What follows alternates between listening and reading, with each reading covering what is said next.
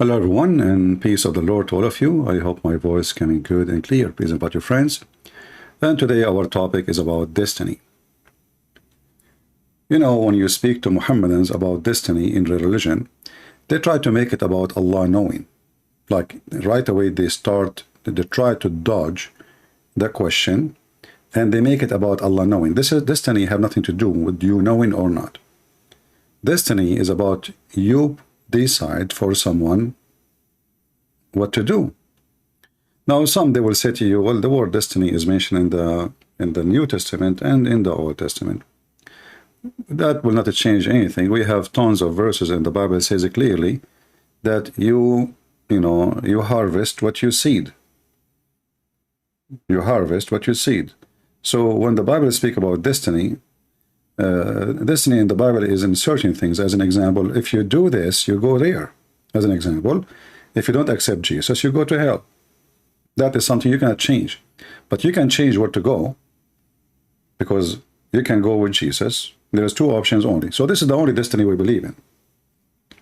So either you are with God or against God. But in Islam, the story is different. When you ask a Muslim about what is destiny, right away he will try to make it, okay, you know what, Allah, he knew what will happen tomorrow. But we know that first of all, Allah do not know what will happen tomorrow.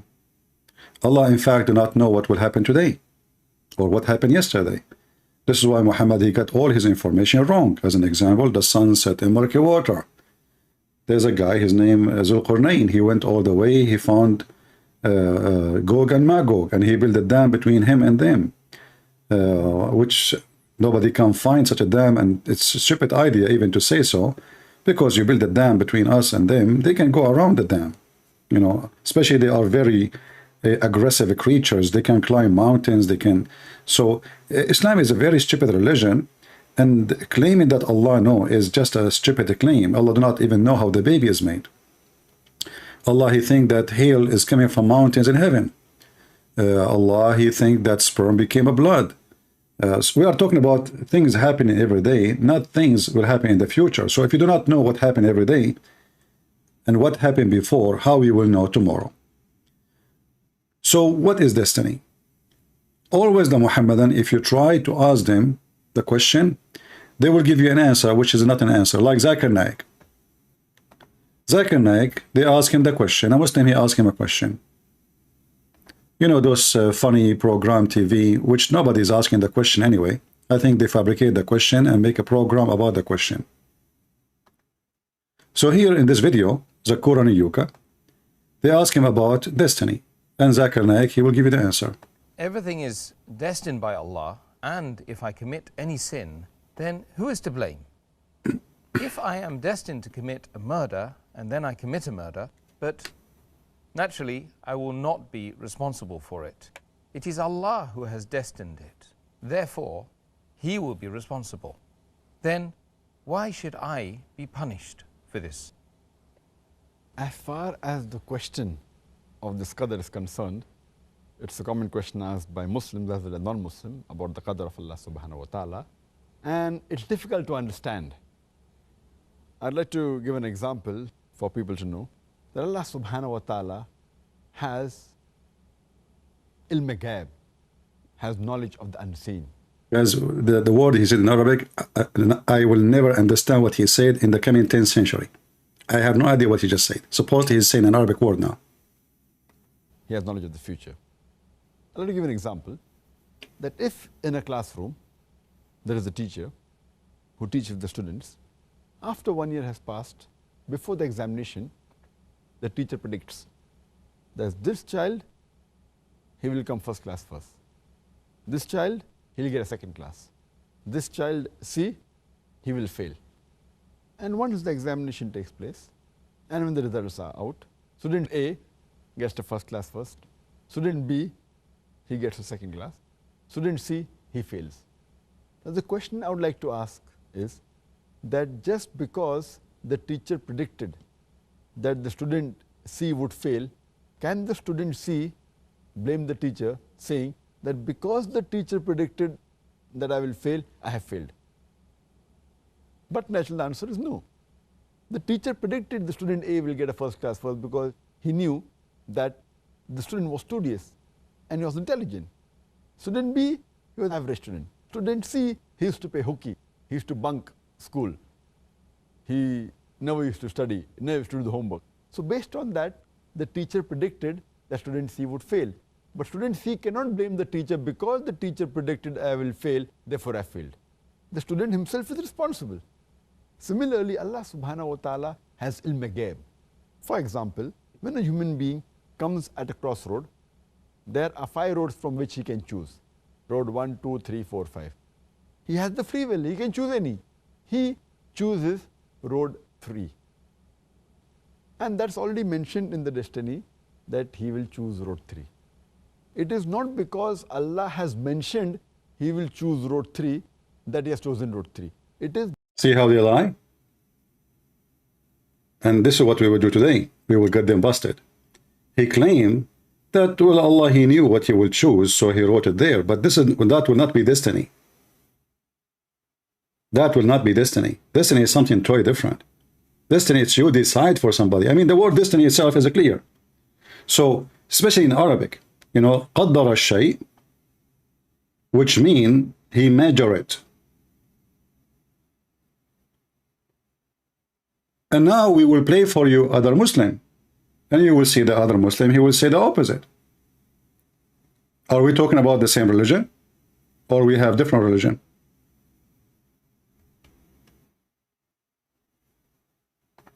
Let us see. This is not about knowing which Allah predicting here. What a bunch of liars. In his question, if all is predestined, why do anything? Very short question that requires a lecture. Predestiny is one of the 6 pillars of Iman, of faith, that no Muslim can be a Muslim without believing in them. So the last 6th pillar of it all is to believe in predestiny, to believe in what Allah had ordained.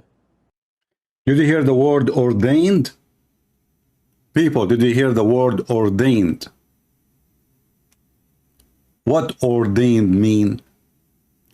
So do you see how Muhammad Zakuran Ayyuka say something and Muhammad Asim Al-Hakim say the opposite? Every one of them depend he speak to who? If one is teaching about Islam, he will say it as it is. If one is teaching or let's say trying to refute argument, he fabricate answers. Muslims, they try to lie always in order to win the argument. When you say ordained, it means it's already written for you to do it. This is not about God knowing. And just to make it more clear,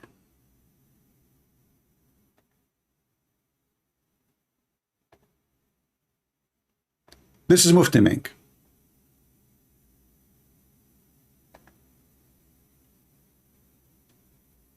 So you have to come onto earth. The fact that Allah knows it and the fact that Allah has written it does not make you a person who should now give up, because if that was the case, then obviously you would be the fool. Well, listen carefully how he will contradict himself in 2 seconds. He said you should not give up. But the Quran and the Hadith saying nobody can change the destiny of Allah. Give up in what? A man came at the time. Now listen carefully. He just said you should not give up. Did he just say you should not give up? Even if it's predestiny? A man, he came to the caliphate. And what happened here? What happened to this man? A man came at the time of Umar ibn Khattab radiallahu anhu. According to one of the narrations, he needed to be punished because he stole. So he comes to Umar ibn Khattab radiallahu anhu and he uses the same line. He says, "Oh Umar, oh Amirul Mu'mineen, how can you punish me for having stolen when it was predestined? My deeds were already written by Allah." So now do we understand what the predestined mean? The Sheikh, by the way, here he agree. The guy is asking, he's a Muslim, he's asking the caliphate, who is the leader of the gang, why am I going to be punished if Allah made me a thief? Because we believe in the predestiny. Allah decide who will be a thief, who will be a rapist, who will be you know, whatever. So why, I mean, what is the point of punishing me if I did not even choose to be or not to be? And you will see here, Mufti Menki agree. He says this is a good argument if you think about it. Stolen when it was predestined, my deeds were already written by Allah subhanahu wa ta'ala. Now that's quite a good argument if you were to look at it. See, this is a quite good argument if you want to look at it. He didn't say this is a false argument. Do you understand? If this is a wrong understanding, he will say, well, this is a false argument if you want to look at it. No, he did not say it's false. He says, this is a good argument if you want to look at it. Good argument. And now what will happen? So as long as it's a good argument, still the question is valid. Why I will be punished for a sin I did not choose to do? Written by Allah subhanahu wa ta'ala. Now that's quite a good argument if you were to look at it. Stolen when it was predestined, my deeds were already written by Allah subhanahu wa ta'ala.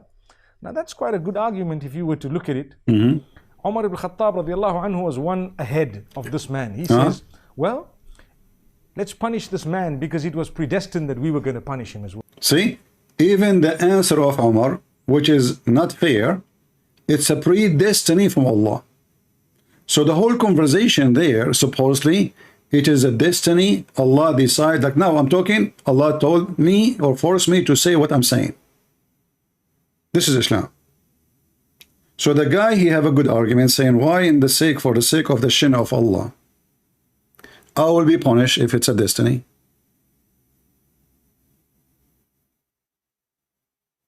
The caliphate supposedly he is outsmarting him. He says, you know what?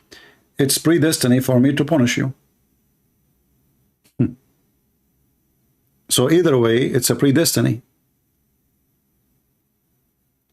The thief, what he did by stealing, he is predestined to be a thief.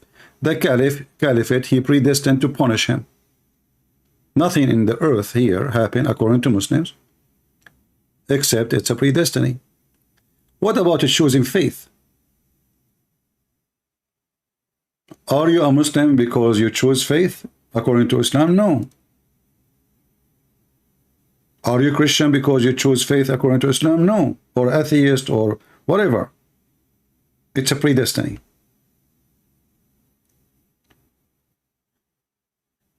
And we will have tons of proofs about that. I will open my Skype in case there is some Muhammadan would like to join us. And you will see how the Muslim right away they start fabricate answers based on Allah knows. This is not about Allah knows. Allah is not a news station. Otherwise you are using the word destiny wrong.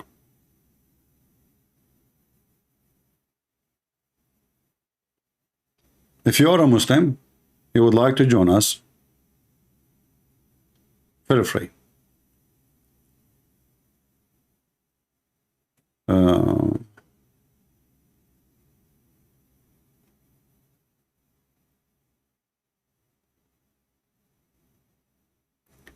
All right. I'm just reading comments in Skype.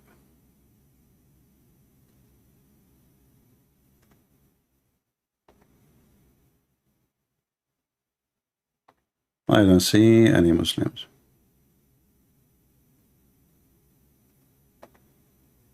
All right. If you are a Muslim, you would like to join us, feel free. If we go in the funny Quran, you will find the Quran saying tons of things which is contradicting the Quran.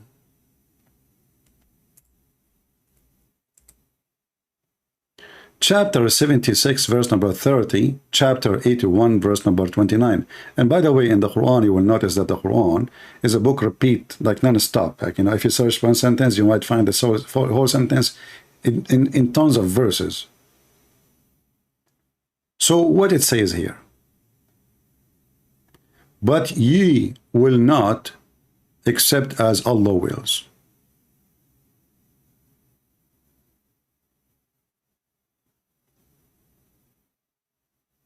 You will not have any will except what Allah will. And this is Yusuf Ali translation, which I don't know. According to Yasir Qadi, this guy don't speak Arabic.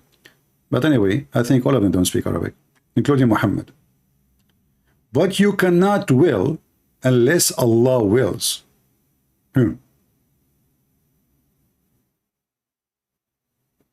So if you will convert to Christianity, you cannot convert to Christianity unless Allah make that will before you.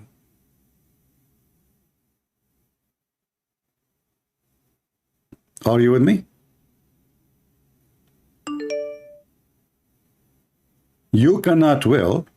This is the same guy, you know, the same guy who says, I don't know. Google no. I have no idea. Shall I take him? Let us give him a chance. Maybe he grew up since yesterday. He said the F word to me in the chat last time. My friend, what testimony? Somebody told you I grew in the desert and I became a monk. What testimony? He's not answering. For the person who's asking about my testimony, what testimony? I will tell you about it. What exactly you want? Like somebody told you I'm a priest, or somebody told you I am a saint. What exactly you want? Like they keep repeating, can you tell us your testimony, testimony? What? Somebody told you like I'm the best man between men, and you want to hear what happened to me? What happened to me? According to Islam, Allah, He created me, and He decided that I will create someone, his name is a Christian prince, and he will spank me every day, non-stop, until He make the ass of Allah red. Here we go, you got my testimony.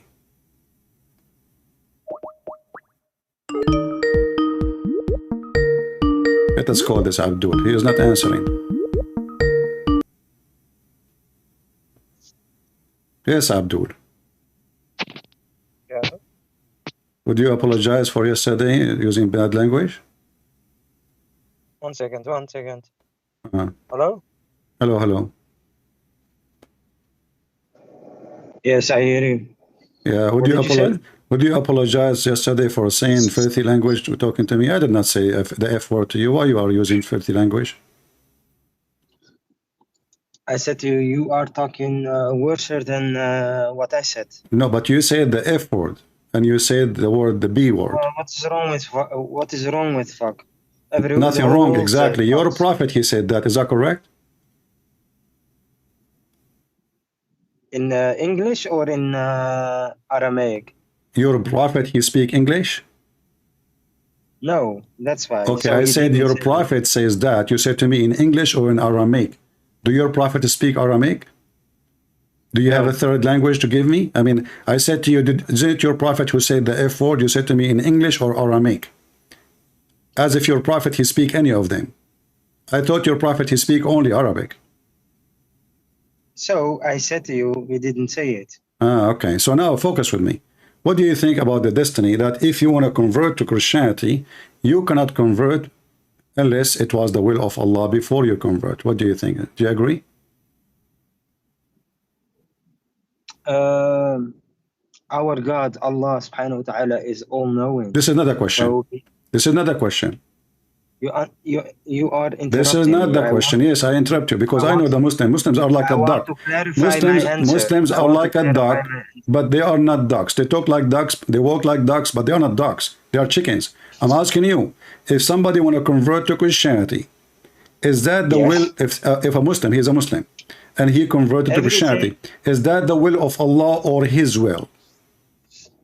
Everything is with the will of Allah. Everything. Okay, so he converted to Christianity because Allah decided that he will convert to Christianity, correct? Everything is in the will of Allah. This is not the question. My friend, don't you see why I hang up on Muslims? But you have to repeat my question 1,000 times, lose my voice, and it's the same question. So the guy converted to Christianity. Is it because Allah made him convert, or it was his choice? It was his choice. So how is his choice? And the Quran says, but you cannot will unless Allah wills. It is his choice, but because Allah is all-knowing, He know the future, and He know what he's gonna decide. Well, this is not true, because the destiny, your prophet said, okay, you know, you saw me before showing your prophet hadith about Adam, correct? And you showing movies of Mufti Mank, and Mufti Mank is not a scholar. Oh, you are the scholars who do not know how to say your prophet name correctly. We don't accept Zakir Naik. Okay. He's not a scholar. Do you accept the Quran? I accept the Quran, and I accept. Okay, the Quran says in the front of you, chapter 76, chapter, Mr. Dictionary, chapter 76, verse number 30, it says, but you cannot will unless Allah wills. Yes, I said to you, everything is in the will of Allah. What do you mean? You told me it is the knowledge of Allah. There's a difference between the will of Allah and the knowledge of Allah. The knowledge of Allah, He knows, He don't get involved. The will of Allah, that means this is His decision. Everything is in the will. I said to you, everything is in the will and in the knowledge of Allah. So what is the will? So now you are saying the will and the knowledge. Great. So now the knowledge, we know what the knowledge. So what is the will? What is the will? What is the will?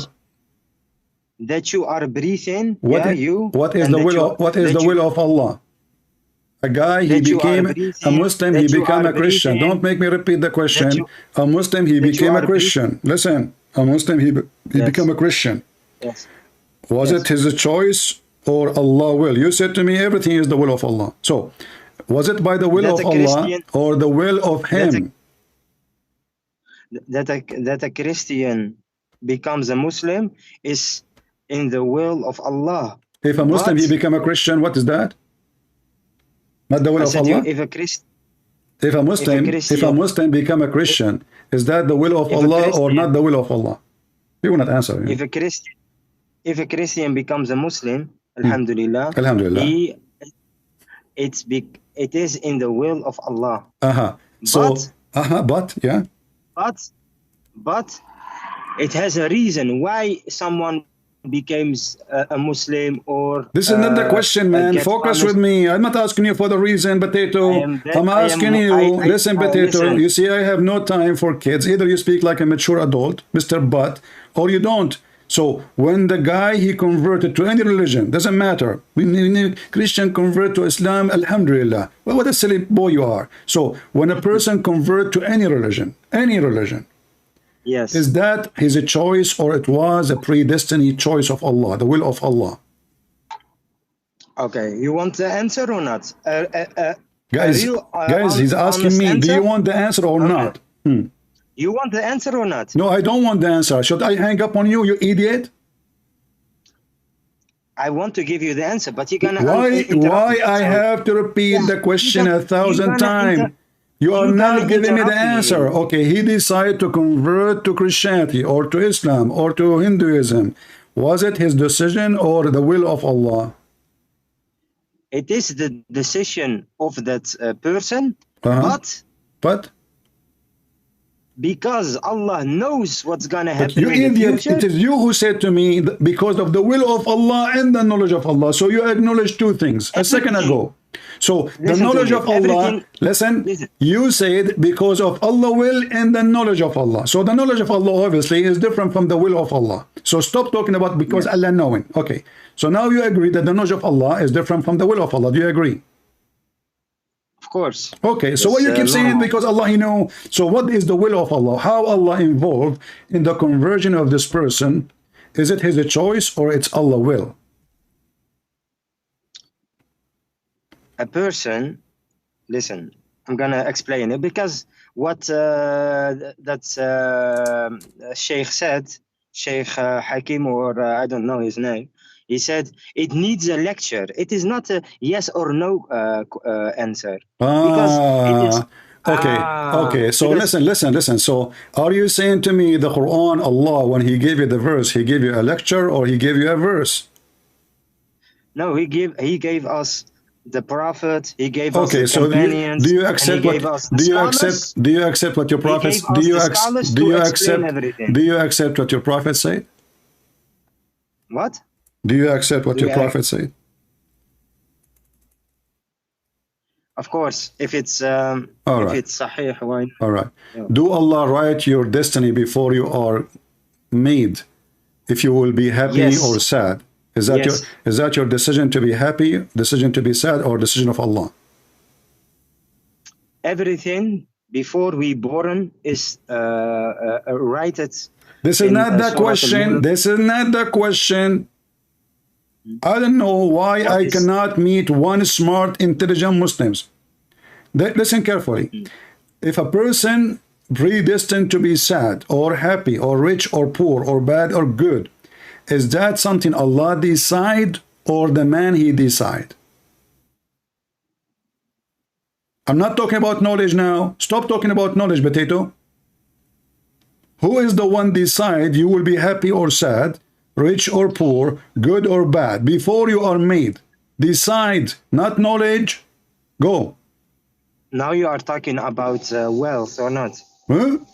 Guys, now you are talking about the will, huh? You got me. No, not now will. You are talking about the will. So Abdul, I didn't say will. I said listen. So a person before he is even made. So who decide who will be sad or happy, bad or good, rich or poor? The mic is yours. Okay, without interrupting it, the mic is Maya. Shut up and answer. Yes.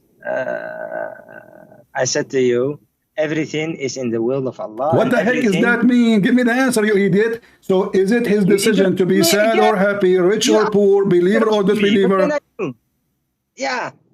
What can I do? You're interrupting me. Because you keep saying the same thing. I'm asking you. Is it his decision? Either you say it's his decision or not. So a person, he is not made yet. He is not, listen carefully, he is not created yet.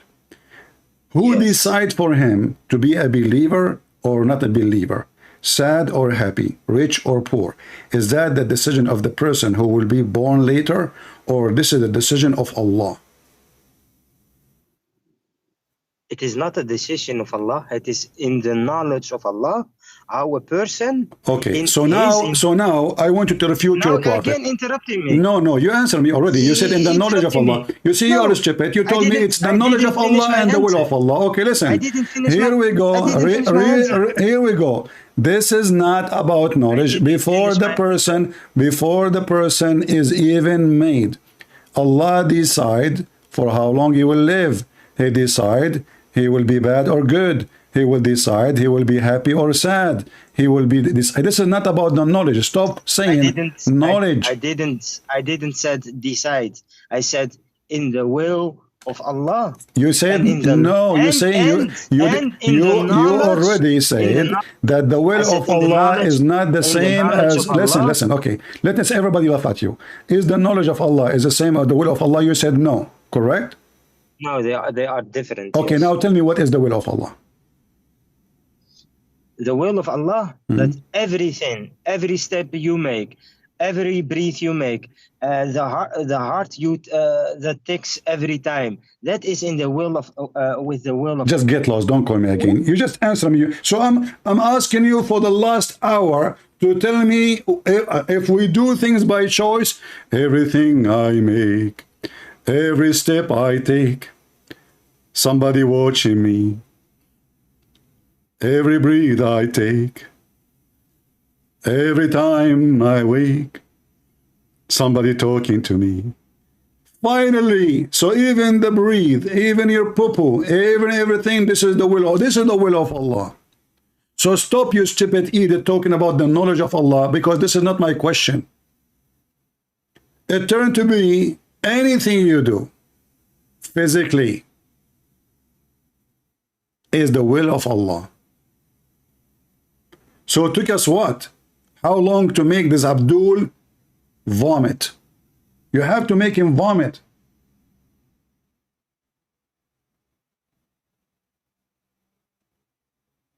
As long the will of Allah is different from the knowledge of Allah. So what is stupid? You keep saying everything in the knowledge of Allah, everything in the knowledge of Allah. And by the way, in the knowledge of Allah, there is nothing. We can't prove it. This is in the knowledge of Allah. Let us see the knowledge of Allah. What Allah He knew. Lili Da'wah, he says, it's amazing how Allah He knew this, that Abu Lahab, he will not convert to Islam. Imagine, brother, if the chapter 111 come to be not true, Islam is destroyed. Why? Because if Abu Lahab converted to Islam, that will be a big problem. Well, let us move to the second chapter.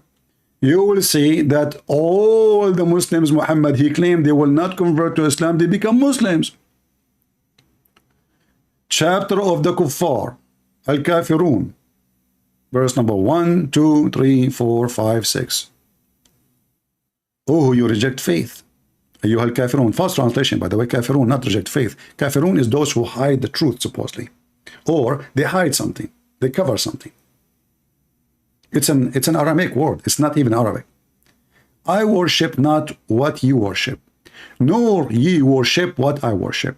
And I will not do worship what you worship, and you will not do worship what I worship, nor you will worship what I worship, and you will not do worship what I worship. What the falafel potato, and later all of them become Muslims.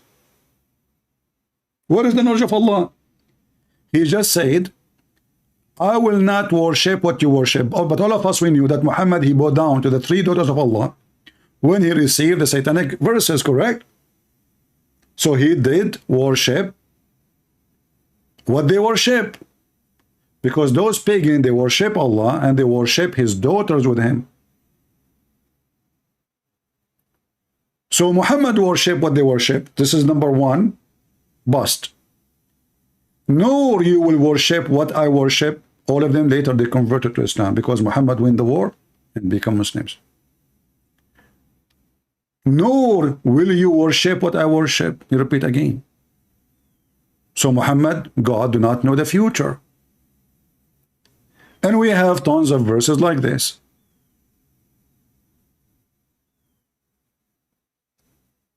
Allah who knew the future.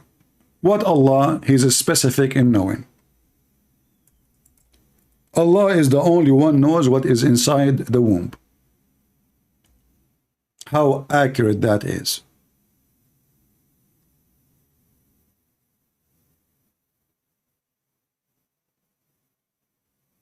Allah, he knew what is inside. Well, any doctor for $10 he can show you right on the screen what is in your belly.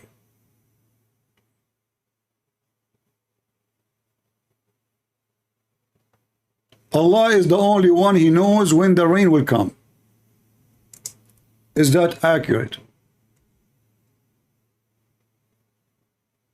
Is that really something Allah he predicted, that nobody will know when the rain will come, save Allah?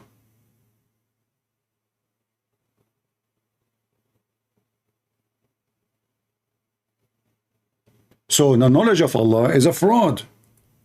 Allah know nothing. All those verses, and by the way, Allah himself, a womb is attached to his chair. And the womb speak to him. And that womb is part of him, which is a different story coming from the paganism. Chapter 38, look how many times he repeat the same thing. Chapter 13, verse number 8, Allah, he knew what every female she will give birth to. That's deep.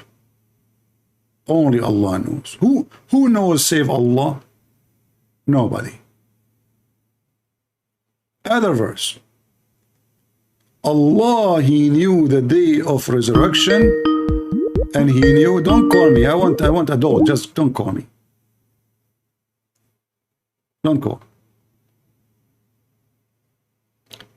Allah, he knew when the day of judgment will be, and he knew where the rain will come down. And he knew what tomorrow you will earn.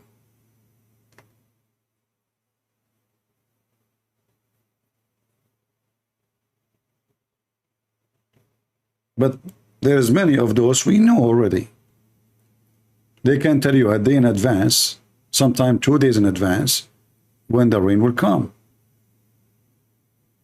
So Allah don't know that, you know. You see, if this is a guy like making meditation 1400 years ago, saying that, I will say, okay, I'm like, you know, speaking about my God, only God knows. That's fine.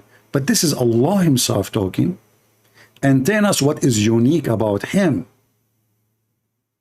So we cannot say, well, here it's a guy who made a statement, but he don't mean it literally.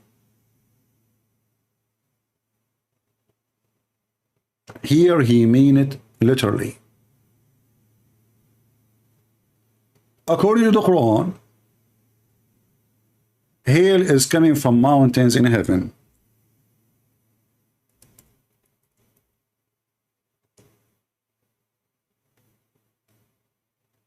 I hope there's no noise from my fan.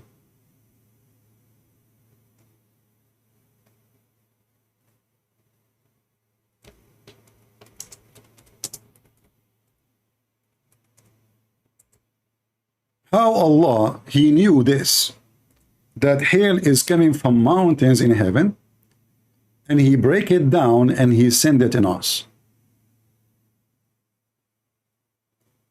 That's amazing knowledge. And the Muslims, they try to cover it by saying, and he sent down from the sky mountain mass of a cloud. That's false. In Arabic, anyone who speaks Arabic will see it right away. وَيُنْزِلُ مِنَ السَّمَاءِ مِنْ جِبَالٍ فِيهَا مِنْ بَرَدٍ فَيُصِيبُ. He sent from the sky, from mountains in it. Do you see how they try to cover the stupidity of the Quran? If you change the translator, this is Yusuf Ali. Let us see another Abdul.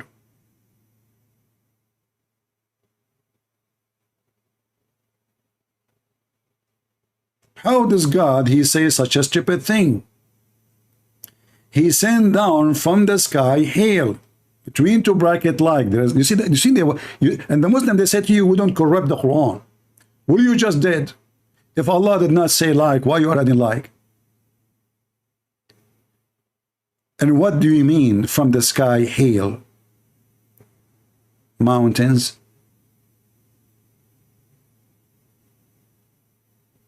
Because it says he sent down from the sky from mountains.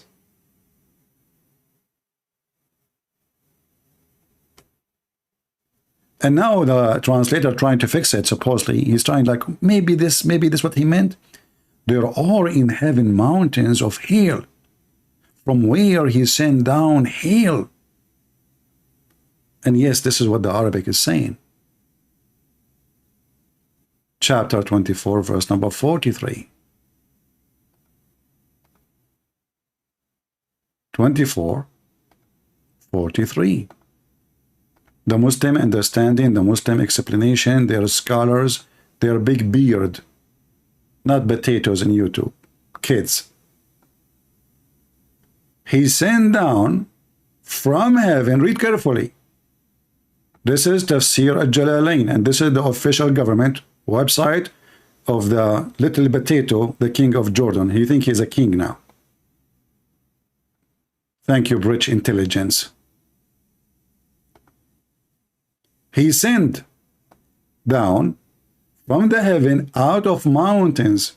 In Arabic, min jibal. Men extra are the rain, they're in the heaven. You know, like this is like explanation for the word in Arabic. So Allah is all-knowing. Allah, he knew. They ask the Muslim about destiny right away. He tell you Allah knows everything. But as you see, Allah know nothing. Allah, he think the baby is created from a sperm who become a dead blood. Allah, he think that the thunder is an angel.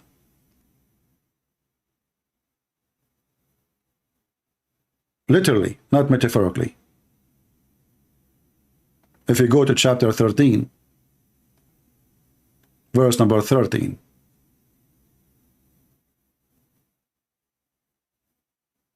So stop saying Allah is all-knowing. Your God knows nothing. Your God, he think Mary is the sister of Aaron. And her father is Amran, the father of Moses. When the Jewish guy, he came to him and he said, you know, by the way, you are wrong. Mary, there is 100 of you. I wish he did not come so he can say more stupid things. But then it was too late because already he mentioned that Mary, she is the daughter of Amran. I mean, even he cannot even quote a name correctly. It is Amram, not even Amran.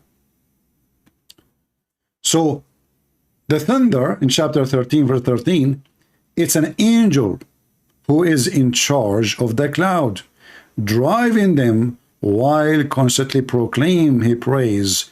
And he says, glory to Allah. You see, if a person meditating, I will say, no problem.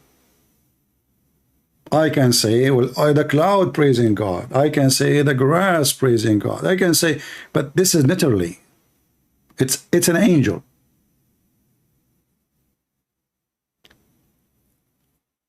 The knowledge of Allah is not exist. If you remember, not long time ago, Lily Dawa, peace be upon her, she said that the scientific miracles in the Quran is nonsense. What? Nonsense. After 25 years, 30 years, the Abdul, they are collapsing with their lies. So all those years you were lying, thousands of videos, books, articles, it is a fraud. Not a single one of them is even true.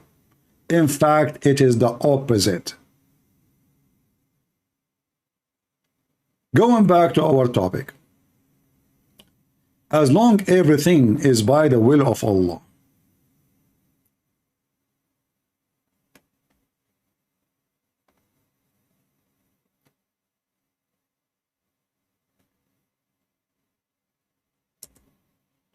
why people should be punished? Read carefully. Verily Allah has fixed the very portion of adultery which a man will indulge in, and which he of necessity must commit. He must commit. And it's what? Is a very fixed portion. You cannot increase it, you cannot decrease it.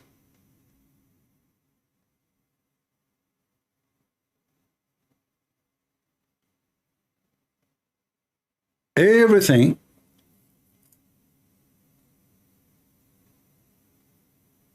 can you show the craziest story of weak hadith? Focus with me, my friend. Focus with me. Please, guys, be mature. What do you think? I am waiter for you? Bring me this dish, bring me that dish. We have a topic.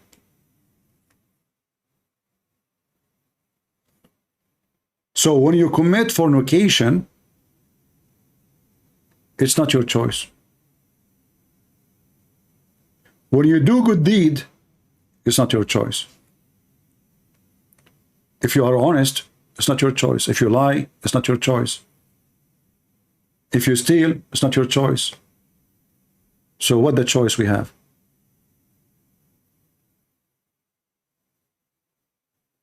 Abdul, he's trying to talk about the Trinity because he's ashamed of our topic. I demand, and he is the same time, he come every time say the same question. Who is the grandfather of Jesus? Well, ask your God. Is it your God he made Jesus without a father? How come you don't ask your God Allah? How come Jesus is the only one who is born, yet you don't have a father and grandfather? Potato. The Muslim, they have serious questions. Ask your God, how come your filthy prophet, who you claim he is the most honorable, he is dead, and the mosquitoes and the worms ate him, yet Jesus, who is supposedly not the best for you Muslims, he is in heaven playing chess with Allah. Those questions, they don't come to your head, but what come to your head, who is the grandmother of Jesus? That's really what is. How come you don't ask Jesus, how come you can make a dead person alive? Which means if we ask Jesus right now to bring the Eid Muhammad back to life, he can do it. And he will, just wait. That is my Jesus, not like your prophet, While my Jesus was rising people from death, your prophet was going after a 6-year-old girl. While my Lord, he was making the blind see, your prophet went blind.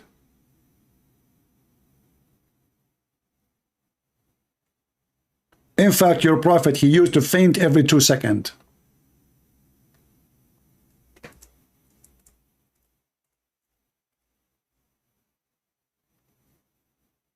And you need to tell me why. Where is Allah? Oh, Jesus is not there. So the prophet, he kept fainting non-stop.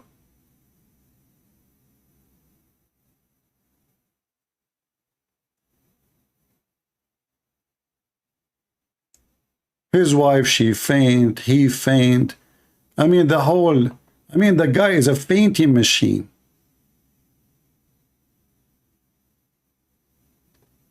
Do Allah predestiny for Muhammad to faint every 2 seconds?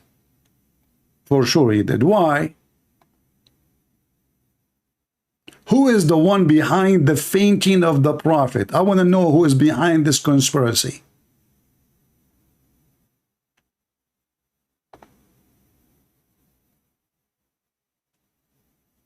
Jesus in the cross, he have nails in his hands, his feet, torture, and he did not faint. Muhammad in the bed. The prophet, the messenger of Allah, fainted when he was sick. Then he woke up and he said, has the time for the prayer come? They said yes. He said, tell Bilal and call the adhan, okay? And then tell Abu Bakr to read the prayer and pray. He fainted again. And then he woke up again, and then he repeat the same thing. Has the prayer time come? Yes, Prophet. Okay, tell Bilal and tell to do the adhan and tell Abu Bakr to read the prayer. Okay, and then he fainted. What the heck?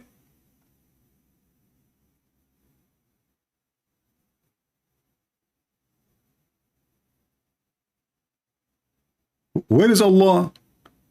Isn't it your prophet, he said, that the Nagla seed can save any illness? Take Nagla seed.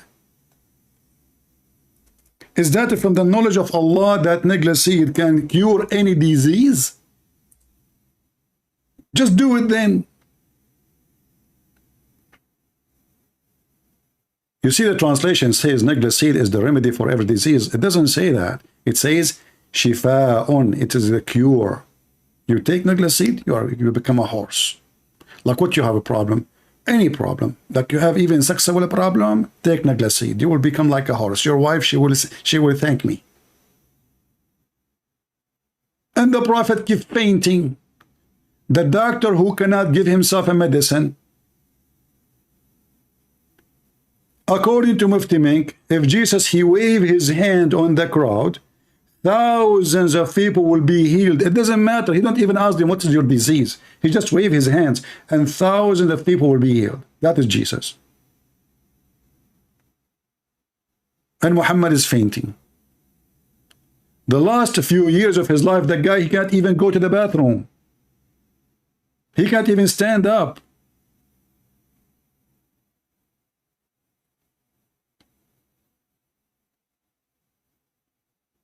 Is that from the knowledge and the destiny of Allah? When Muhammad, he died by poison,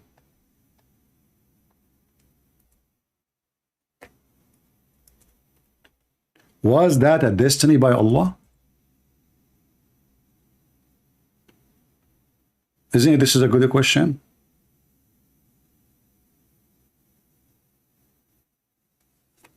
Muhammad is so upset, saying to me, Allah will punish you for spreading falsehood.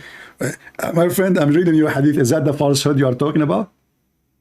I'm reading your Quran. Isn't you Muslim? You say everything is by the destiny of Allah? Isn't this is from the 6 pillars of faith in Islam?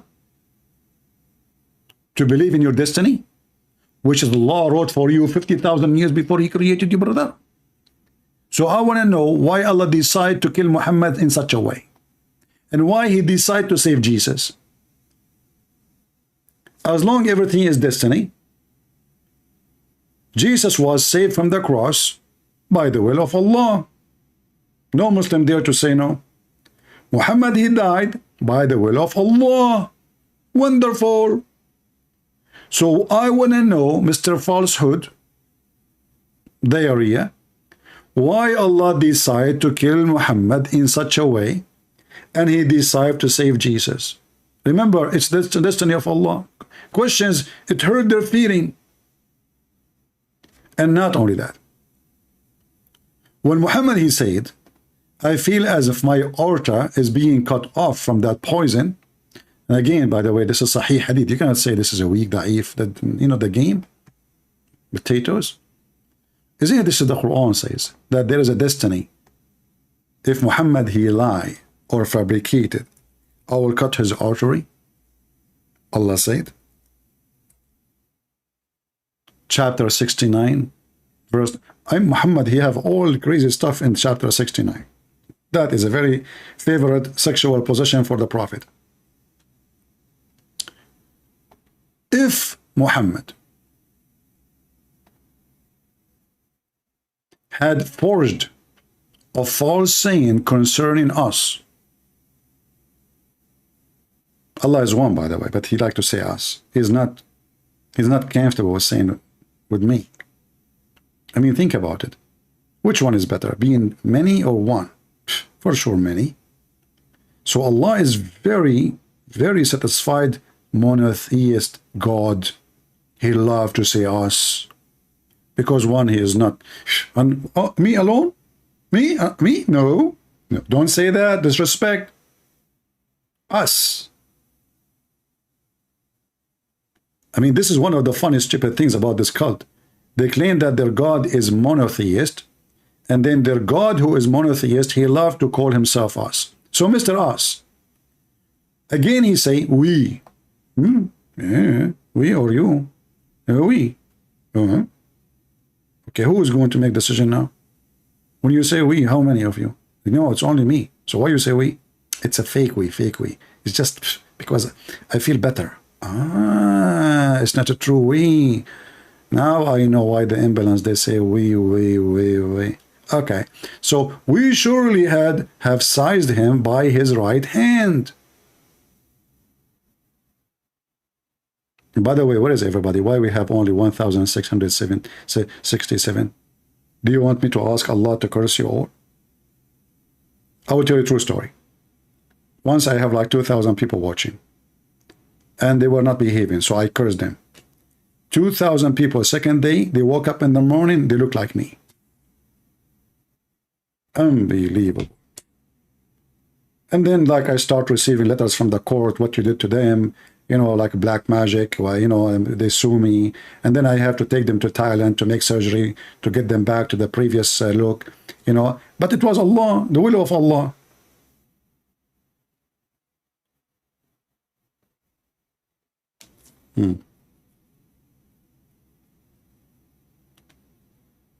So don't make me upset. I will curse you and you will wake up in the morning and look like me. Your wife, she will leave you right away, immediately. Not even a second after. Like, who's you? Who are you? Why you look like Christian Prince? And then you can even speak like me. You will say to her, first of all, I am the Christian Prince. I am the Karnaik. And then she will die laughing. She will have an attack. You'll have a new wife. Don't worry. So we surely should have seized him by his right hand. If he did what? If he fabricated the Quran. Okay? And then certainly we should cuff his life artery. Aorta. But this is exactly what happened to Dudu. Muhammad Dudu. Do you see, brother, how we prove the destiny of Allah? It was predestiny.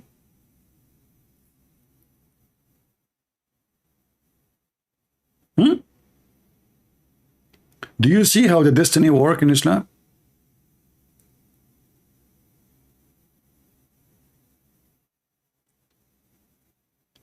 The hadith we mentioned before about Adam committing sin. And by the way, you cannot take what Muhammad say for granted, because Muhammad, he says that Allah wrote destiny In one place he says 50,000 years, in other place he says 50 years or 40 years. I mean, why the numbers for Muhammad, they are not fixed? Here it says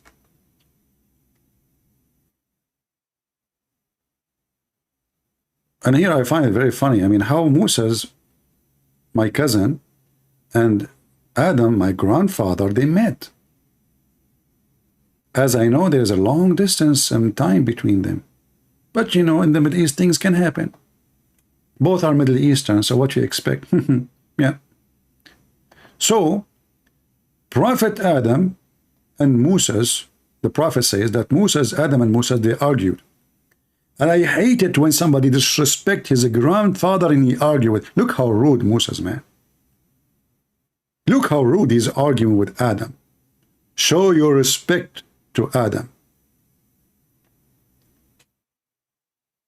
And he said to Adam, oh Adam, you are the father, our father, who disappointed us and turned us out of paradise.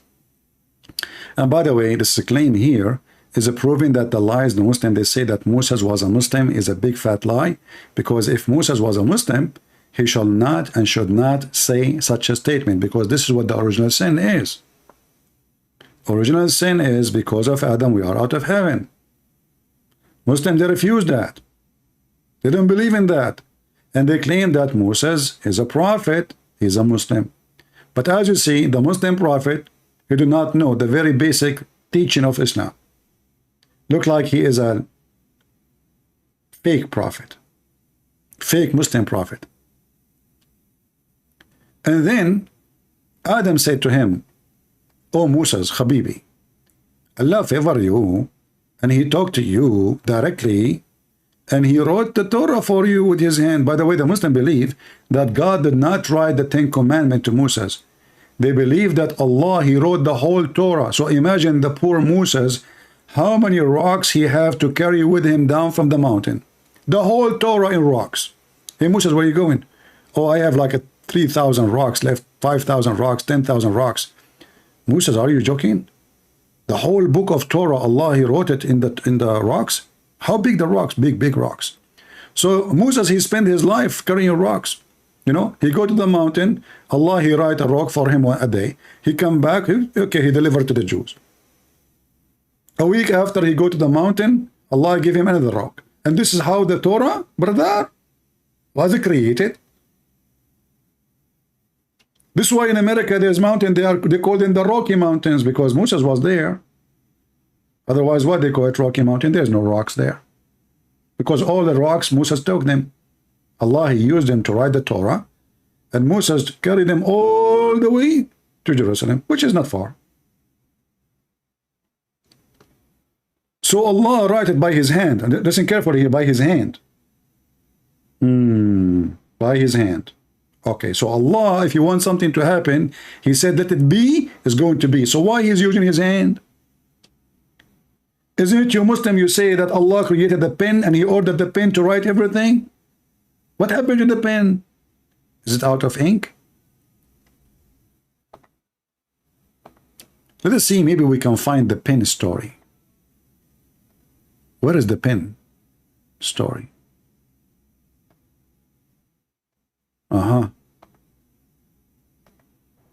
Whether it is good, sixth of Iman, of faith, that no Muslim can be a Muslim without believing in them. So the last sixth pillar of it all is to believe in predestiny, to believe in what Allah had ordained, whether it is good or other than that. Now, people are usually confused. So they ask, is everything written down of our future? Yes. My spouse? Yes. My children, my provision, whatever is going to happen to me until I die? The answer is yes. The Prophet told us, alayhi salatu wasalam, when Allah, the Almighty, created the pen, He ordered the pen to write I mean, look, Allah is busy. I mean, why you want to write anything? But in there it says Allah, He wrote the Torah by His hand. So Allah created the pen, and what the pen does, like, do Allah hold the pen, write with it? What happened? What do you mean exactly? He ordered the pen to write. Oof. And the pen asked, what should I? The talking pen? The talking pen? Hey, pen, start writing. Oh Allah, what I will write? Stupid question. I say to you, write, you write. Doesn't matter what you write. I mean, have you ever heard of a God? He said to the pen, write? Shouldn't you tell you write what first? I mean, why you say write and you stop? And the pen is talking to Allah. Is the pen is like a creature, you know? He have a tongue. So he have like one, like he write by his ass and he talk by his head. And where's the ink coming from? And does that mean the first one who created the pen is Allah? Look how educated he is. Okay, what he taught the pen, and look at the face of the pen. Look, the pen, he's telling you now in the video, Allah, what I should write, look at the face. This is the pen. You see how the pen look like? This is Mr. Bean, not Mr. Pen. What the pen said? He ordered the pen to write. And the pen asked, what should I write, O Lord?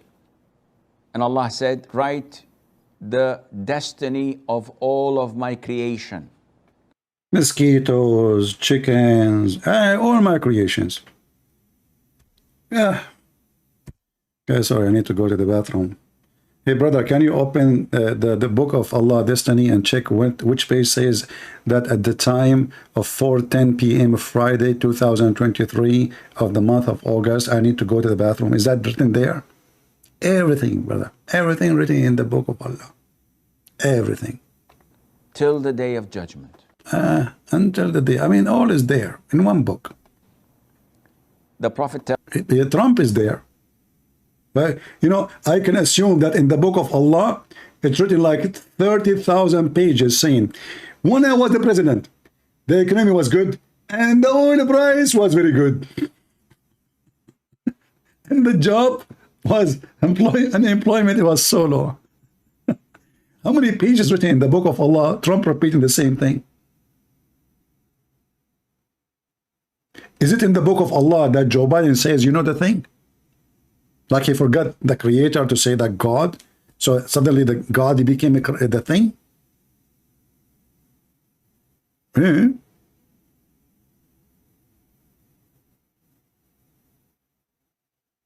This is all in the book of Allah? Okay.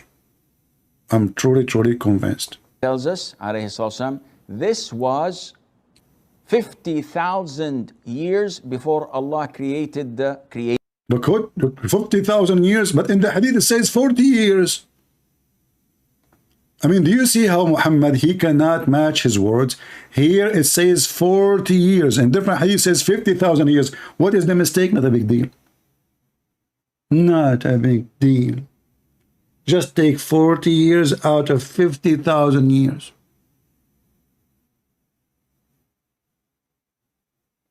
I mean, this is a prophet of God.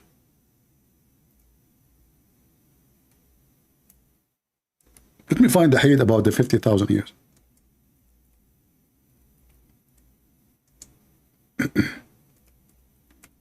This is a clear proof that Muhammad is a false prophet.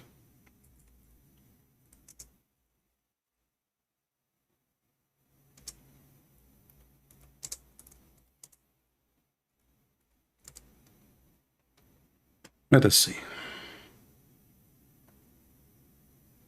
Is it 40 years or 50,000 years, Abdul?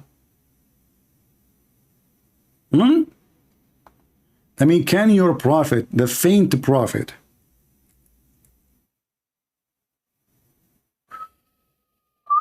look at this. The messenger of Allah, he says, God recorded the fates of all the creators 50,000 years before creating the heaven and the earth, and his throne was above the water. Abdul, how he was writing everything before he created any creation, and his chair is above the water. Shouldn't it supposed to be that the water is created later? Look, it says there. You might think he's talking only about creators as you know, like just creatures. No, we can show you he meant everything. Like there's a hadith, someone he asked Muhammad. Let's try to find it.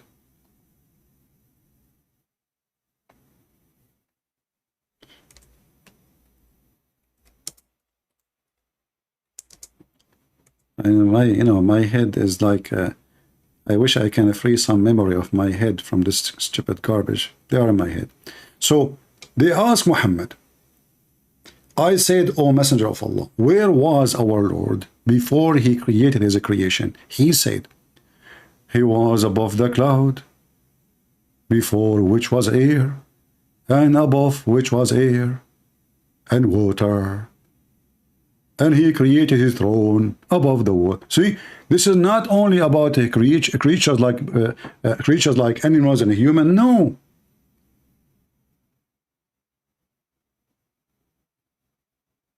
So how the question saying, where was Allah before he created all his creation? Any creation. He said he was above the cloud, which was air. And above which was air and water. Above Allah is air and water. And then he created his throne above the water.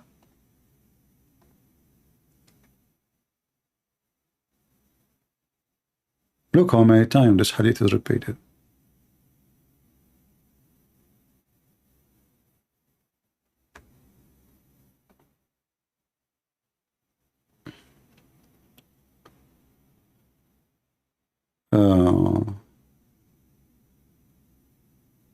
Let us see if we have any Muslim with beard.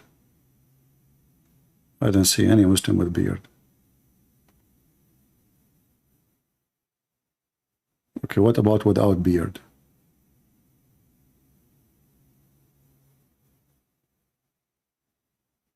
Nobody with beard, without beard.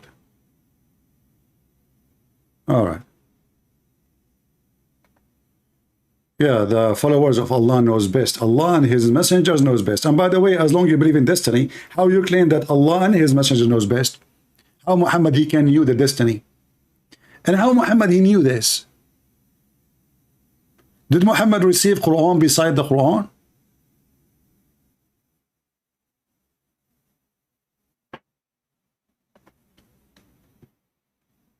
The idea of destiny, the destiny of sin, is a very demolishing belief for the cult of Muhammad.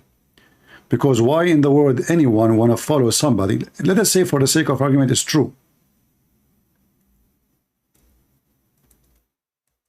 But this is against what God claimed to be is just. So he make you commit sin and then he will send you to hell for your sin. And by the way, even if you don't commit sin, Allah will send you to hell. If you remember, we have Abdul, he called me 2 days ago, and when I showed him the story about the baby, the infant who died,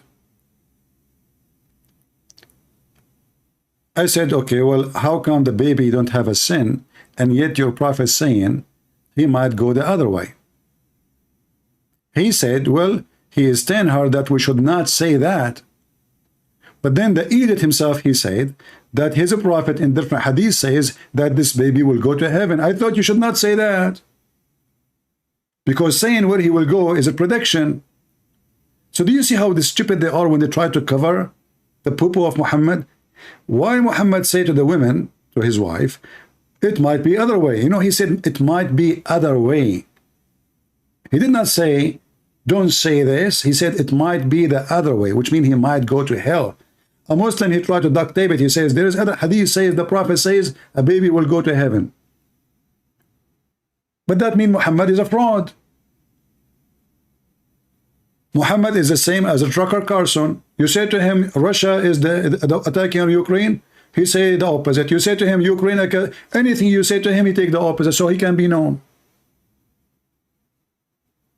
Someone driving in the highway in the opposite direction, so everybody would talk about him in the news station. Oppose. People say white, he say black. People say black, he say white. So why the child will go to hell even he never commits sin? Somebody saying, wasn't your Jesus destined to go in the cross? This is a very, very weird argument from a Muslim asking about destiny, because Jesus, he have a plan, and this is different from destiny in the way you understand it. Jesus, he have a plan. And Jesus, he knew the future. He's just not like me. Jesus told his disciple, you will do this, and you will say that, and you will deny me, and you will deliver me. That is about Jesus knowing. But Jesus did not decide for the Jews to kill him. So we mentioned before that destiny and Christianity have nothing to do with destiny in Islam. Destiny in Islam is you acting like a machine programmed by your God.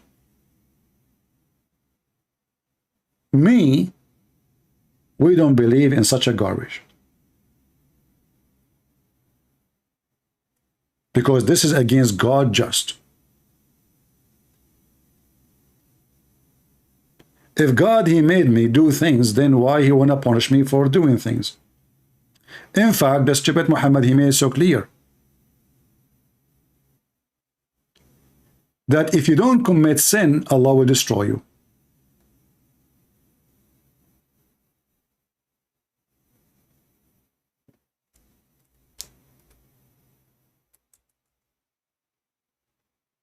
Let us find the hadith.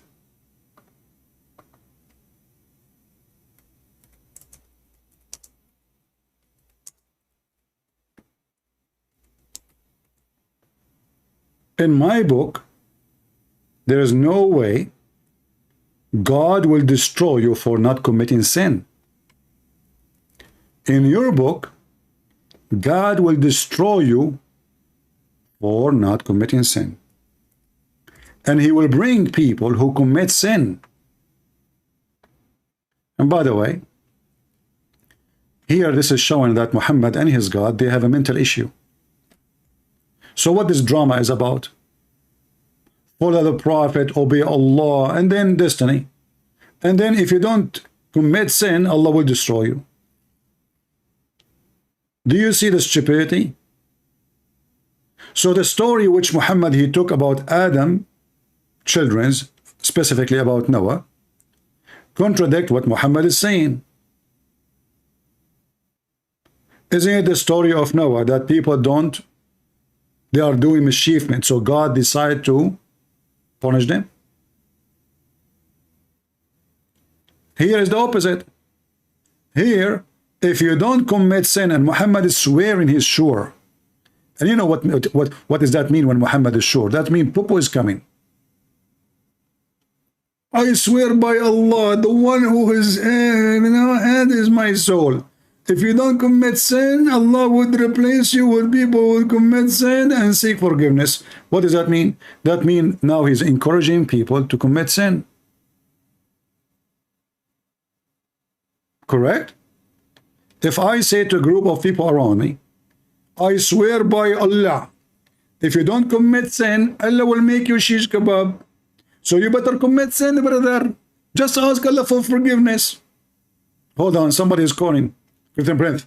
First of all, you are giving the wrong interpretation of the hadith. Is that correct? Don't squeeze yourself. I just clean the floor.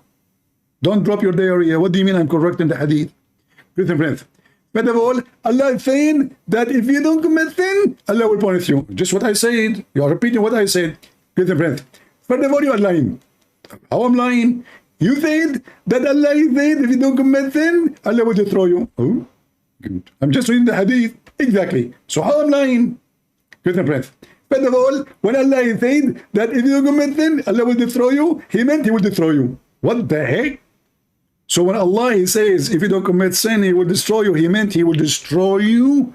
Exactly. So That means you agree with me. Why you are saying I'm lying? First of all, you are lying. Abdul, you just agreed with me. You said if you don't commit sin, Allah will destroy you. So how you saying I'm lying, but you agree with me?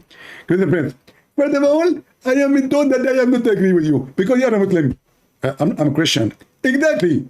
You're Christian. And because you're Christian, I can't agree with you. Why you don't agree with me?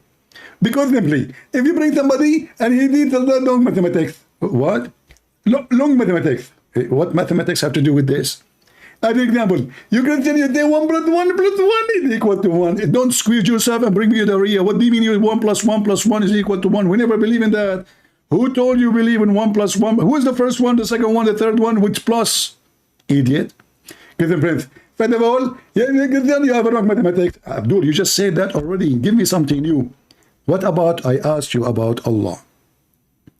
Allah Mr. We, Allah Mr. I, Allah Mr. Jibreel, Allah Mr. Spirit, Allah Mr. Shin, Allah Mr. Hand, Allah Mr. Foot, Allah Mr. Fingers. Which one of them is Allah? First of all, Allah is united. Who?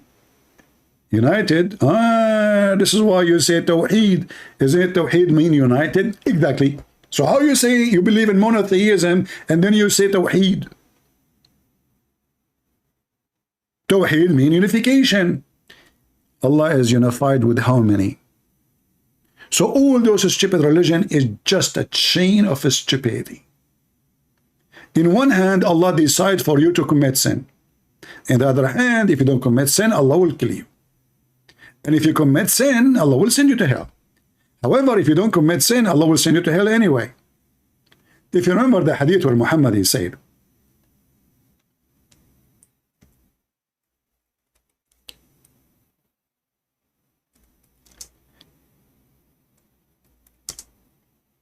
one of you, he will do the will of Allah until almost there is like 1 cubit distance between you and heaven. And then what is wrote by Allah, I'm trying to find the hadith, give me a second.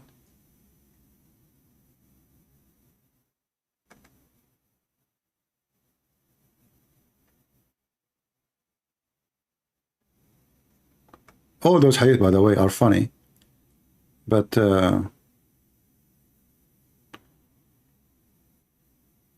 like, you know, in the sky there's a sea. In the sky, look at this. I mean, look at this hadith here. All right, maybe I should go for that one later, but let me find the hadith.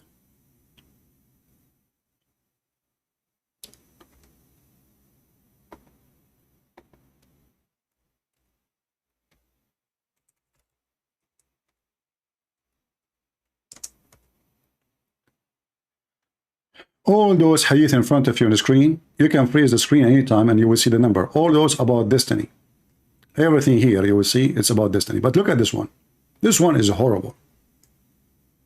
So Allah, he wrote your destiny. We just heard the guy saying, Allah, he wrote your destiny 50,000 years before he created you. When we spoke about Adam, Muhammad, he mentioned 40 years before his creation, not 50,000 years. And that's Muhammad contradicting his numbers as usual. Here, the destiny is not only written in the book, there is different story. When Allah supposedly is creating you, he sent his angel and he command the angel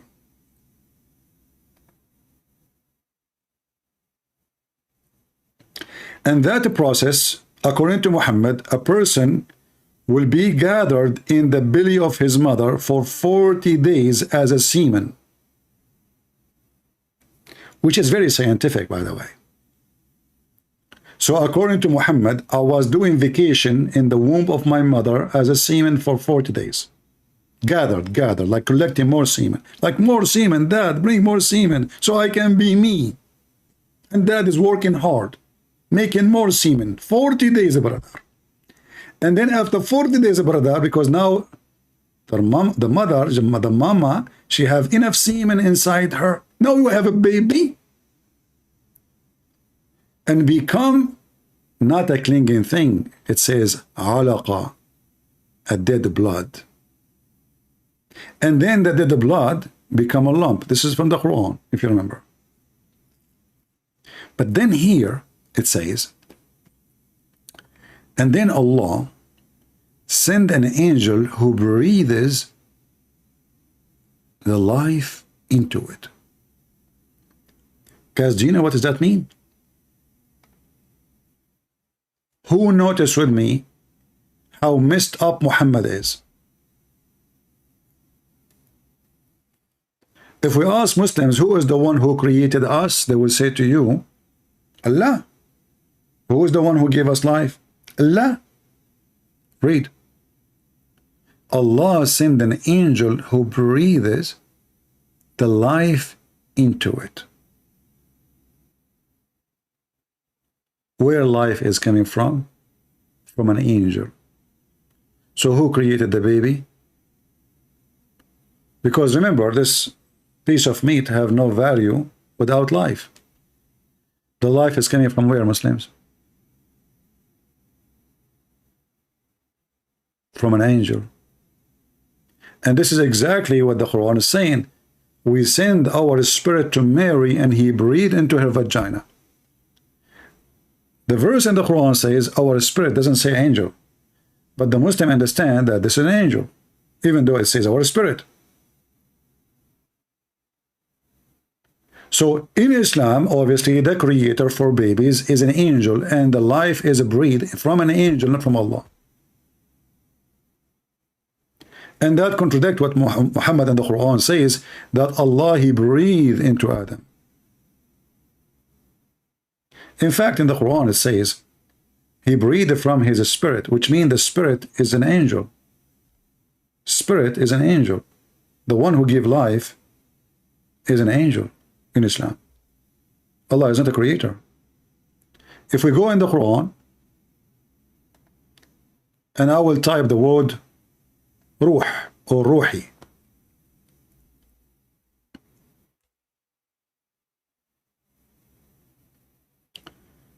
Chapter 16, verse number 102. Ruh is spirit. Next to it is Al-Qudus, which means holy. What the Muslim they say here, it's an angel. Even though it doesn't say the word angel, it doesn't say Jibreel. That's why you see it in the bracket. But let's go to other verses.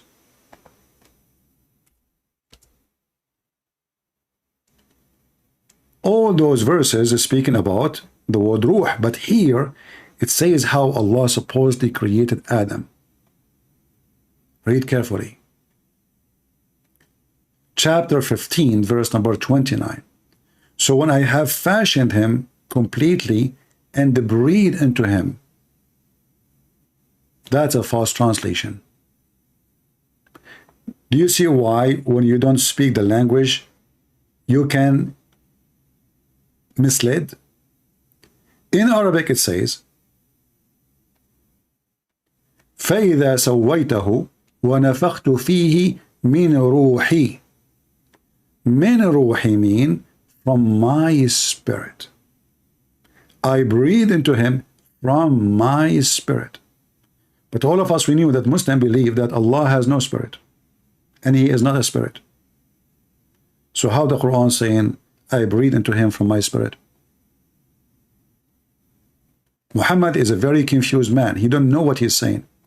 Let us find different translation and see how the translation will change.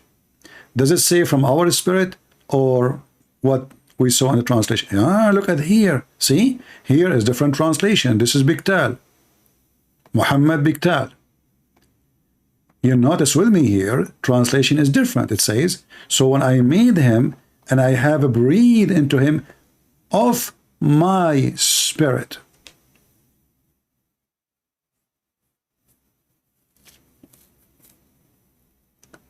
As long as the spirit is an angel, so who is the one who created Adam?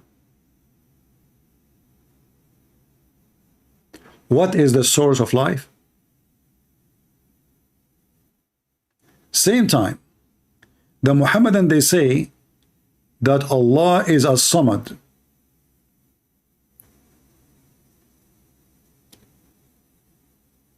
If you remember the story about Adam when he entered the mouth of Adam and he came from his anus. Do you remember it? Who remember it?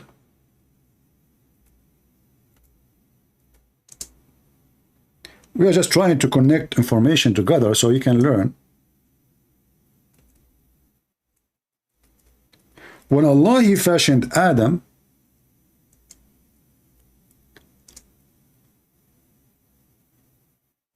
He left him as a clay for 40 years.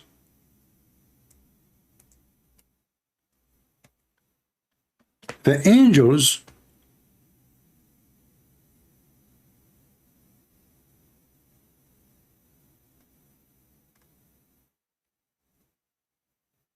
they were wondering, what is that?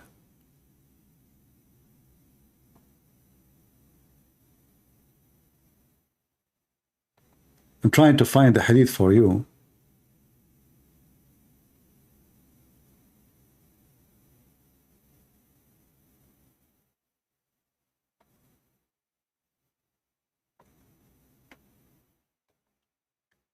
So when he fashioned Adam, he left him for 40 years, and then the angels, they were really worried. Who is this? What is that? So Shaitan entered into Adam's mouth, and he came out from him. There's many hadith. Speaking of this, let us see if we can find any in English.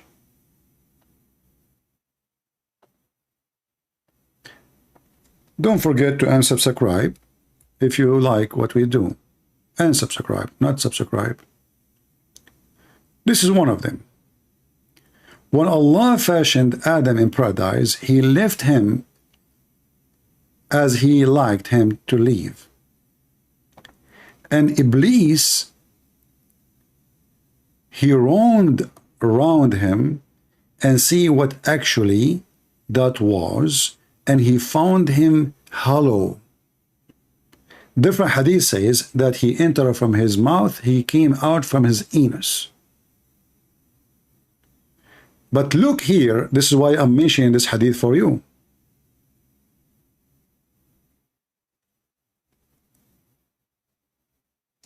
In different hadith, Muhammad, he said that Shaitan, he noticed that Adam is hollow, not like Allah. And I'm trying to find that hadith.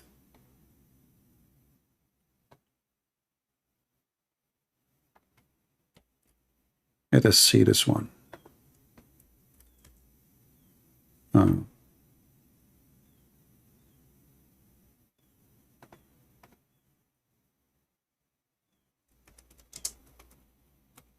See, I don't prepare for my program. That's why it takes me a little bit time sometimes to find reference. I hope you understand. If you don't understand, who cares? That's what Shakespeare said, right? To care or not to care is another question. Okay, so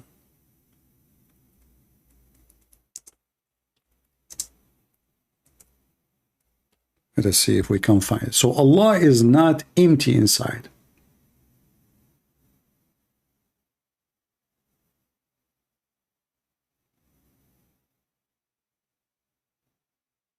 Adam is empty. Let us see.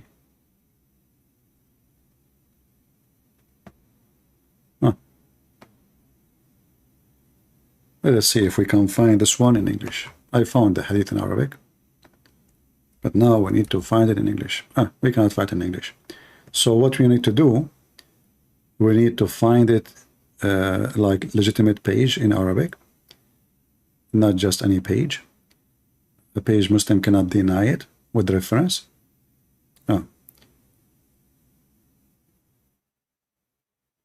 Maybe this one here can help us.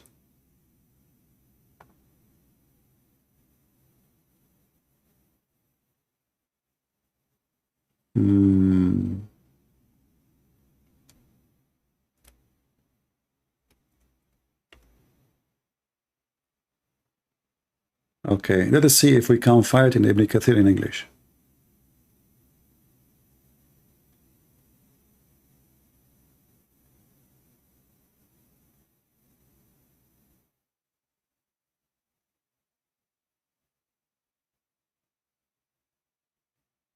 If we go in the Quran,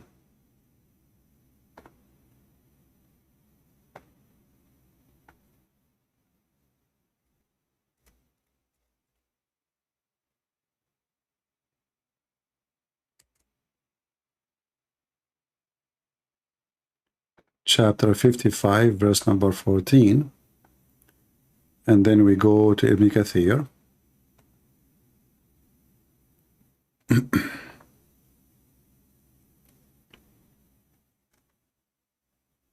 If you are a sheikh with the beard, without beard, give us a call. All right? Try it. You will leave Islam.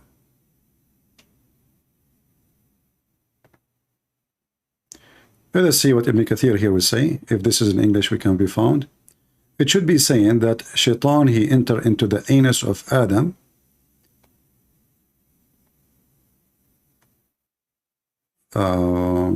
It's not there. See, Ibn Kathir in English is not the same as Ibn Kathir in Arabic.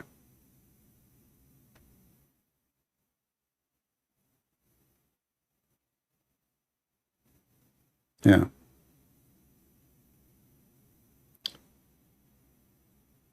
Let us see the, maybe if we open the page before it.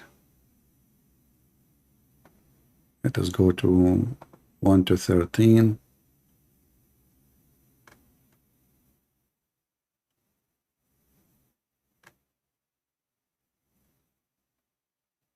Yeah, until now I don't see anything really. See, they took it off.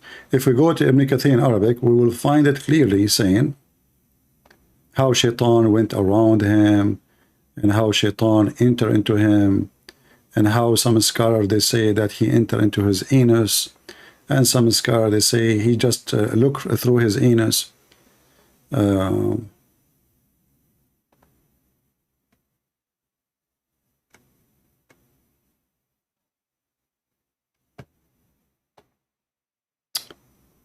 All right, this is let me copy for you this.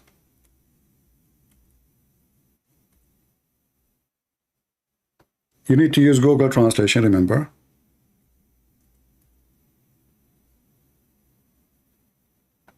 I will give you the link.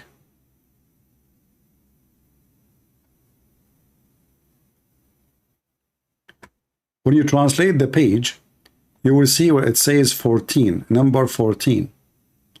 Or you can, you can remember this number here in front of you, 1539. You see it? So when you use Google Translation, the easiest way to find what we are talking about is to go there. So let us do that together. And this is the link. Let me know if the link is not working. So 1539, translate. It should say there in 1539 how Shaitan getting inside the anus in and out. And for sure Muhammad is the best to knows anything about anus. All right, so this is, here we go. Then he enter into his mouth and exit from his anus. Do you see it?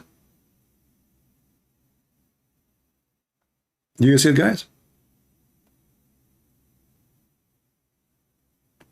And this is how Shaitan told the angels, don't worry about him, he is just nothing. He's not like your God. Your God is not empty. Adam is empty. Because he went inside his mouth and, he came from his anus. So like Adam, the first man, he was a homosexual, already been, damaged.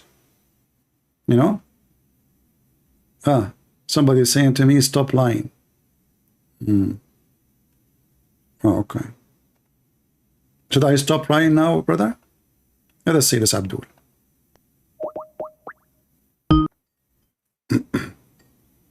That's it. Abdul said to me, stop lying. What we can say? Hello? Hello? Must be Fakira. Fakira, Fakira. Fakira, stupid Fakira. We just mentioned homosexual. Fakira is calling. So he entered into it. You see, guys, did you notice that we did not find this in the English translation? It's gone. The whole book here, all those numbers, we cannot find them in Ibn Kathir in English. Do you notice? This is why I say to you, you cannot study Islam from Muslim books, which is translated. They lie, and the Ibn Kathir in English become not even the index of Ibn Kathir in Arabic. We check together in the Muslim website Ibn Kathir in English. How come we do not see this? All of this, actually, not even one of it is there. All of those things is not there.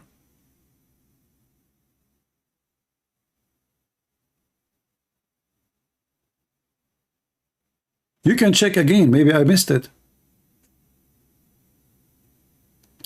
So now Allah, let us go back to our topic. So when Allah, He breathed, but Allah is not empty inside Him. So how the soul is going inside Allah and coming out of Allah? I want you to think with me carefully. You see, the difference between me and all the Abduls in the Middle East, when I used to listen to sheikhs and those potatoes, I take what they say and I listen to it carefully. Abdul, they swallow it. The same as Adam go from the mouth of Adam and he came out from his anus. They just memorize, but nobody ask. If Allah is not a spirit, and Allah has no spirit, and Allah, He breathed into Adam, how the breathe become inside Allah, first of all, in order to breathe it? Are you with me?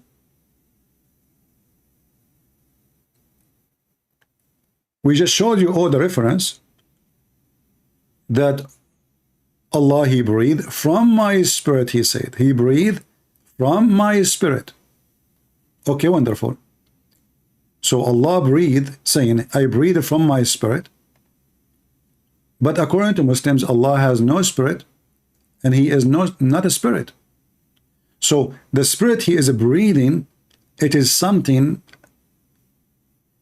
a foreign object. It's not from Allah.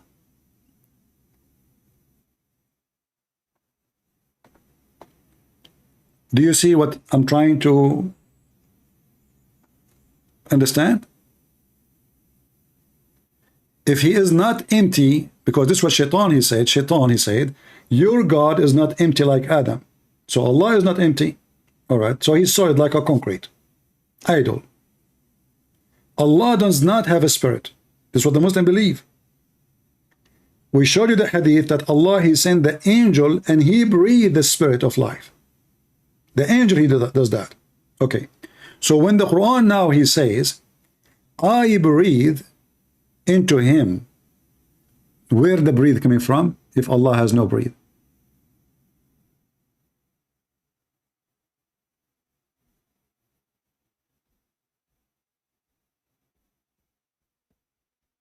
Any Muslim can tell us? Yeah, it doesn't say that, CP.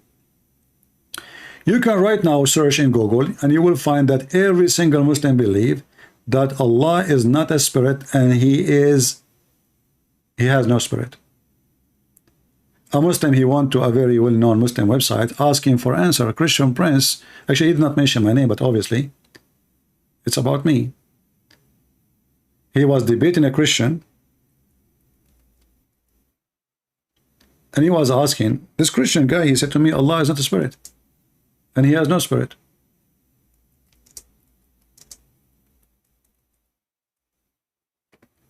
And many Muslims, by the way, maybe 95% of them, they do not know that Allah is not a spirit. and he has no spirit. Islamic question and answer. He is debating with a Christian and is asking, does God, Allah, supposedly have a spirit? The answer, no. Praise be to Allah. No one have the right to describe except what Allah He described for Himself. Blah, blah, blah, blah. Okay, now the answer. The spirit or a soul is not one of the attribute of Allah. Rather, it is one of the things that has been created by Allah. Solve the problem now.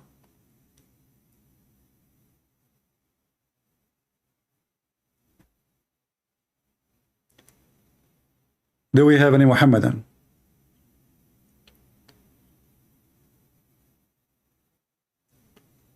Allah is not a spirit. He is a solid object. He have hands. He is solid inside him. The Muslim, they claim he knew the future. We proved it to you in many ways. They claim that Allah can predestine. Allah cannot predestine anything. Because according to Islam, bad things will happen to you only by Allah's destiny. And Allah, He promised Muhammad that good things will happen to him. Not only that, Allah, He promised Muhammad that He will protect him. Not only that, Allah, He promised Muhammad He will protect him from anyone making fun of him.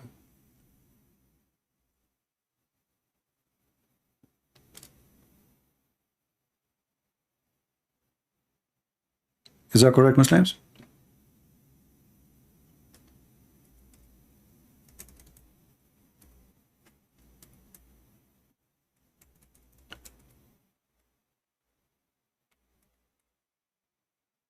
And as you know, that's what I'm doing right now. I'm laughing at Muhammad. And there's millions of people doing that. So how Allah promised him that nobody can laugh at you? And if the Muslims, this is chapter 15, verse number 95. In order to protect Muhammad from people laughing at him, you have to send a criminal to kill you. But Allah, He said, I will. Did Allah defend thee from thee? Is Allah speaking about the future or not? Until now, in the time of Muhammad, after Muhammad, until now, people are laughing at Muhammad and his religion. And Allah could not punish anyone. If you remember, Muhammad, he claimed that if you Christians and Jews don't believe in Allah, Allah will erase your faces. And nothing happened to a single Christian. He claimed that if you don't believe in Muhammad, Allah immediately, maybe by tomorrow, you will be cursed by Allah and He will erase your face. He will put your eyes in the back of your head. He will zip them together. He will zip your mouth. Nothing happened. Nothing happened. 1400 years ago. Was Allah serious? And if the Muslim, they will say to you, this is the judgment day, that's false, because He said, the same as we cursed the people of the Sabbath. Supposedly, this is a story where the Jewish did fishing in Saturday, so Allah cursed them, made them pigs and monkeys. Did Allah wait until the day of judgment? No. He said, the same as we did in the past. The same as we did. This is not about judgment day. So, Allah destiny is a stupid. Allah ethic is bad. Allah logic does not exist. He will kill you, destroy you if you don't commit sin. He scream at you if you commit sin. He force you to commit sin. Then He will punish you for committing sin. And then He claim, Aka Muhammad, that he have a religion. Well, if this is religion, stupidity is what?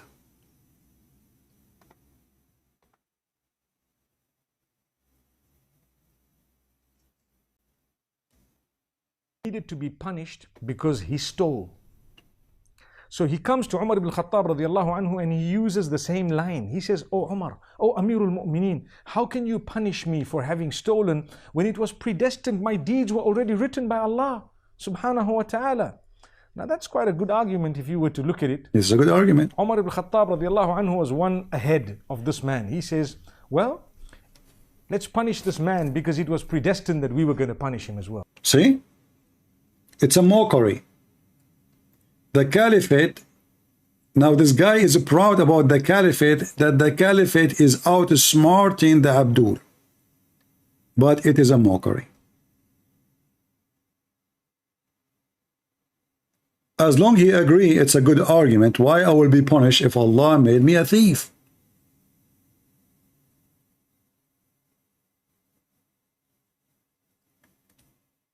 Do you remember the story about the thief, as long as we mentioned the thief?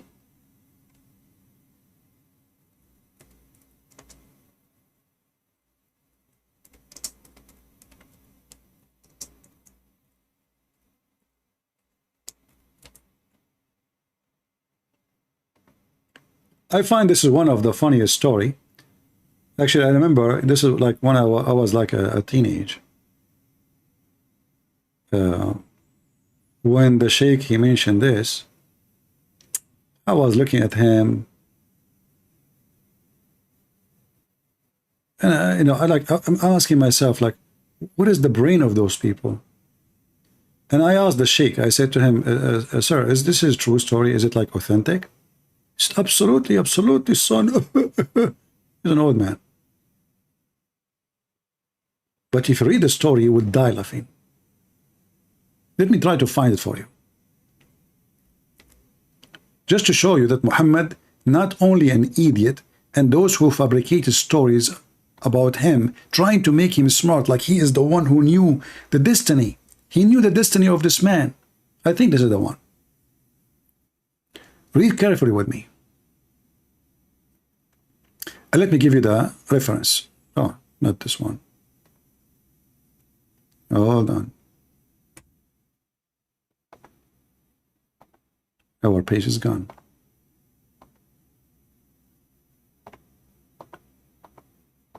Where is the hadith? Oh boy. We exit by mistake, sorry.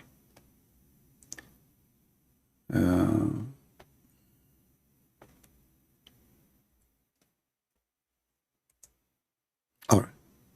Let us go back. So, if you read with me here, the Prophet said, if any one of you drink wine, no, sorry, this is not the one I want. This is a different one. This one. There is, this is another funny one, but the one I want is other one. It's more way hilarious.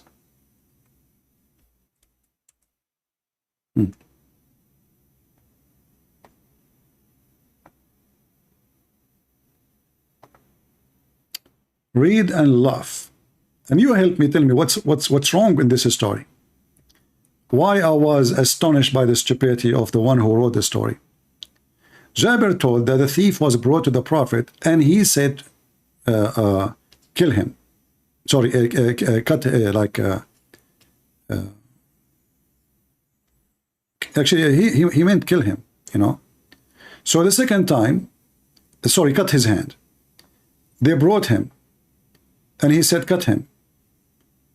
Brought him.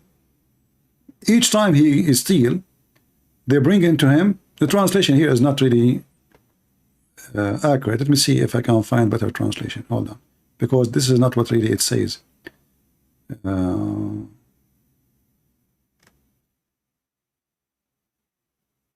Let us see this translation. This is the correct translation. Not cut him, kill him. A thief was brought to the Prophet, he said, kill him. But the people said, Prophet, he's just committed theft. According to the Quran, if you commit a theft, you know, or those things, you cut your hands. First the right hand, then the left foot, the opposite one, and etc. So they said to him, but Prophet, he committed theft. So the messenger said, okay, we'll cut off his hand. So his right hand was cut off. he was brought for the second time. And he said, kill him. But this is against the teaching of Islam. Why you can kill him, the guy? He just committed theft. The people said, he has committed theft. The messenger said, okay, cut off his foot. So now they cut the other side of his body, the foot. They cut first time the right hand. Now they will cut the left foot. So now the guy, he have one hand is gone, the right hand, and one foot is gone. Focus with me. And then he was brought for the third time. And the Prophet said, kill him. The people said, but he committed theft. The Messenger of Allah. So he said, okay, cut off his hand. So now his two hands is gone.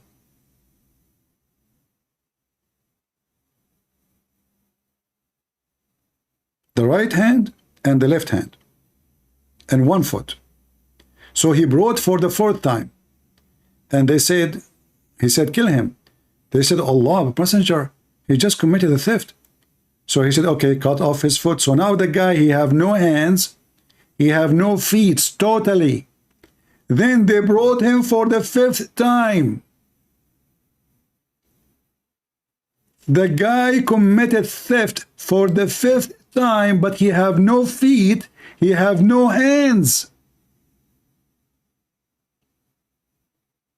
Who is the donkey when I believe in such a story? How the guy have no feet and no hands? He committed theft for the fifth time. And where is the merciful Prophet? Same time, a person, he lost his first hand, second hand, right foot. I mean, why you're doing that to the guy?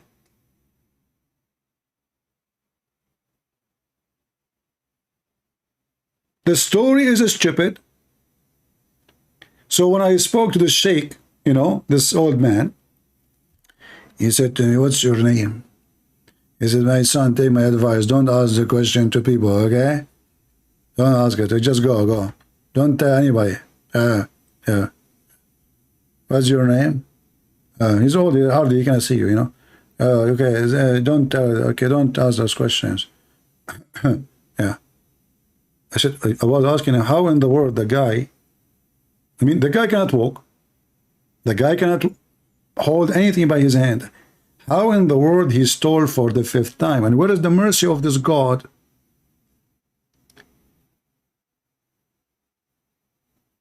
And did he stop theft? Based on the punishment, Allah is stupid because still the guy is a thief. And based on the story, Muhammad, he knew the future. Kill him. He's God. Hey Muslims, I thought only Allah, he knew the destiny of a human being. How Muhammad, he knew this? And if he predestined to do this, why you are even doing this to him? This is the reference. Let me pause it for you. You can save it. So as you see, my friends, Islam is just a stupid religion, if we can call it even religion.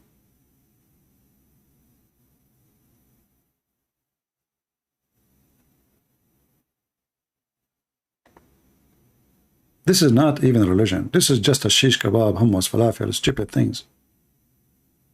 If there is any Muslim with a long beard, he dare to call me. Mayday, mayday. And you know, how come the Muslims did not cut all the limbs of Muhammad? He is the biggest thief in history, and they are proud about how many theft he'd commit. Even the Quran says that Muhammad was accused of a theft. He stole an underwear. And by the way, this is additional proof that Muhammad and his God do not know the future.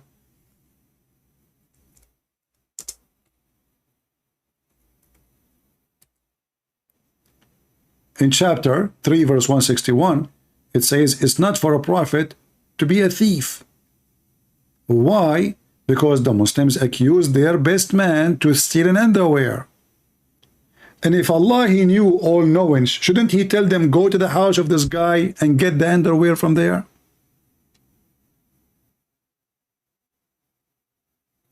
If he's God, they accuse Muhammad of stealing a piece of clothing.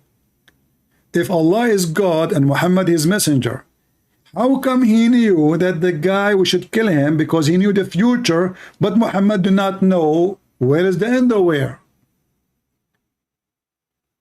I mean, Pink Panther will do better than him.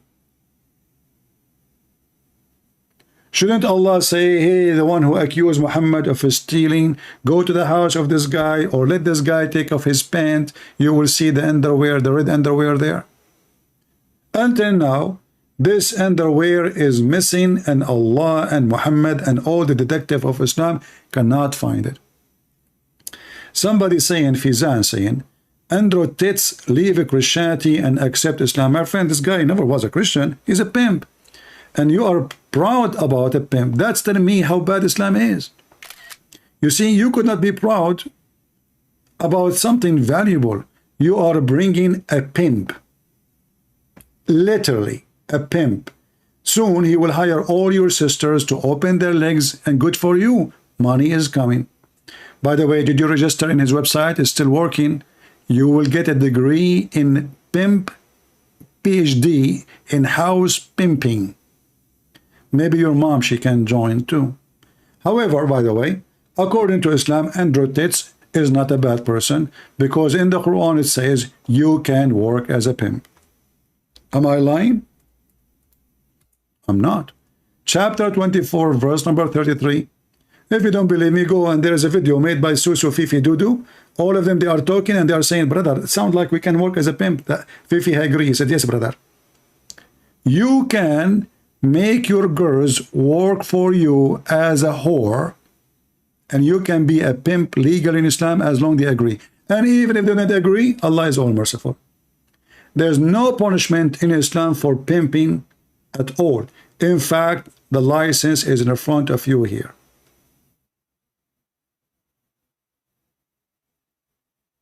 Do you see it? Force not your girls to do prostitution. Look at the translation. Who is this translator? What a potato.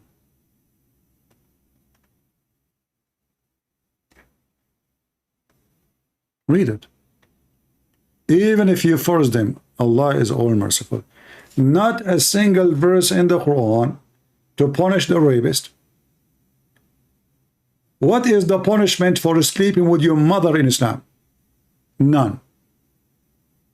In fact, do you know that there is no punishment for having sex with your mother in Islam?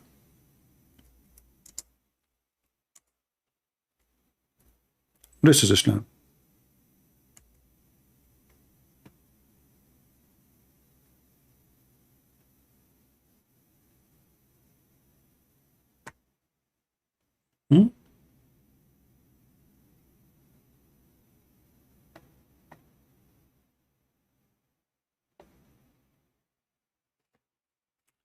Abu Hanifa al-Nu'man is one of the biggest sects of the Muslim Sunni. He's what? He is one of the biggest sect of the Muslim Sunni.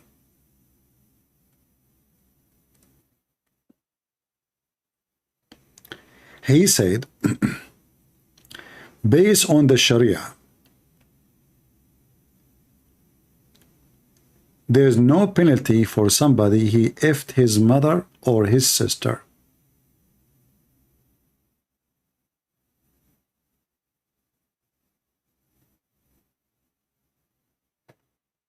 Are we making things up?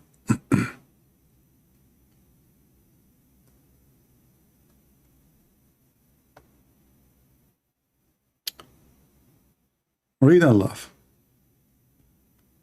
Islam Su'al and Jawab. No, islamweb.net. Is it true that Muslims disagree about if there is it's forbidden and there is a punishment for having sex with your mother or your daughter? What is the opinion of Islam about this? And then here it says, Abu Hanifa, he says, there is no penalty for someone he had sex with his mother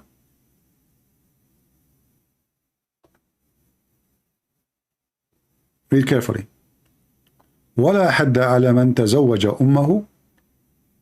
There is no penalty for the one who did nikah to his mother. Actually, he said here marriage, or his daughter, or his sister, or his grandmother, or his auntie, or his niece. This is Islam.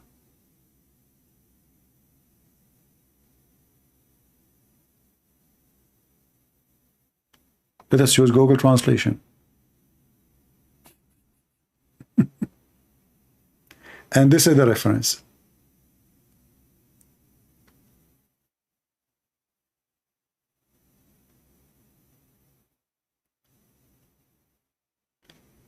There is no penalty. Let us go back here. There is no punishment. Abu Hanifa, he said. This is Abu Hanifa. This is not a potato. This is one of the biggest watermelon for Muslims.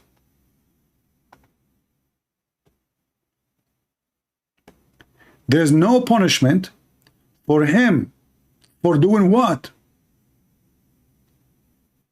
If somebody marries his mother, who gave birth to him, his daughter, his sister, his grandmother, his paternal aunt, his maternal aunt, his nieces, not nephew, his nephew daughter, sorry, his sister daughter. I mean, the guy will have everybody.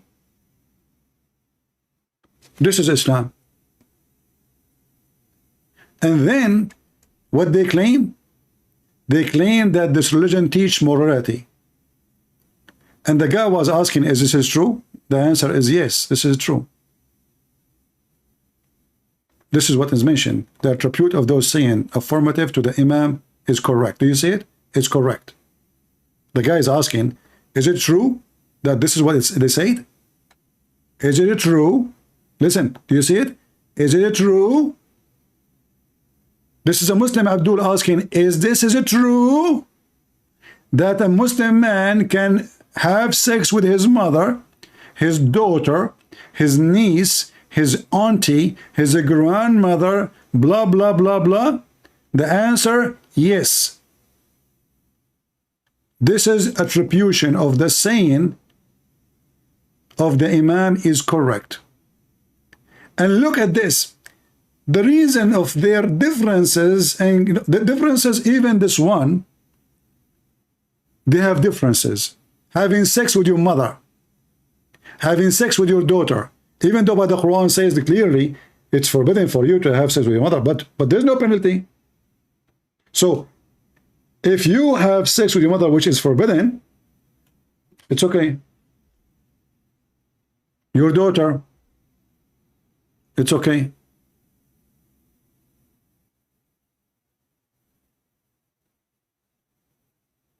As you see, it's in front of you. Let me give you the link. You can use Google Translation. Be sure to open Google browser. Let us shorten the link because it has some Arabic.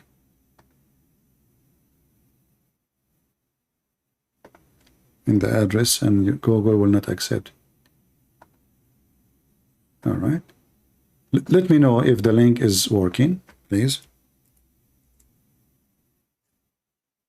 The reference is here in front of you, actually. Reference is here. You see, if you read, you will see the reference is mentioned.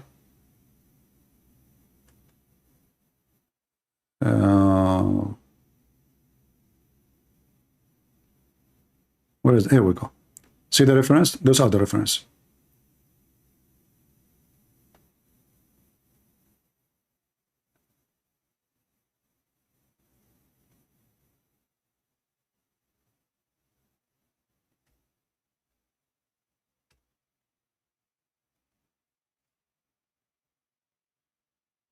Michael Bennett, he is saying, listen to your rudeness. You are free of God. Brother, let me give you a hug. Is that will make me better now? I will be full of God? Well, I don't know. Look like Jesus was rude too. Jesus, he called the Pharisees, who they are a rabbi, he called them sons of serpent. He called them evildoers, hypocrite. Look how rude you are. You want to give me a hug, brother? Go to San Francisco. They will give you hugs as much you want, especially from behind.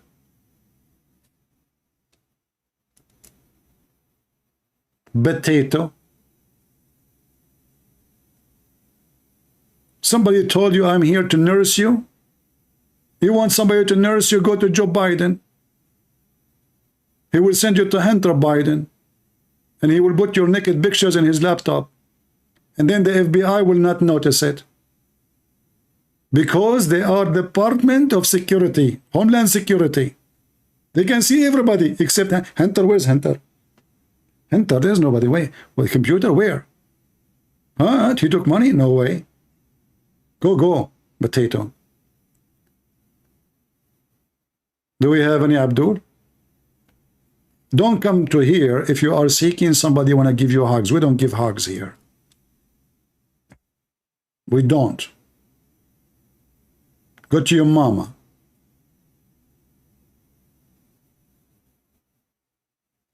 By the way, sometime I feel like I want to be a peaceful Muslim, join Al-Qaeda, ISIS, etc.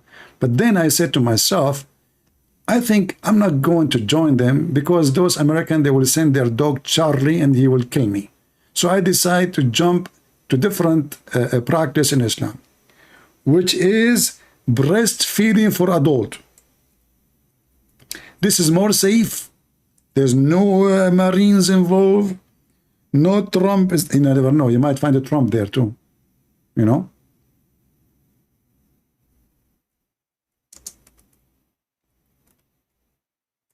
I mean, there's breastfeeding. Trump, he will go. Are you kidding me? You will find Trump, Pence, everybody there. Brother, what? Suckling, what?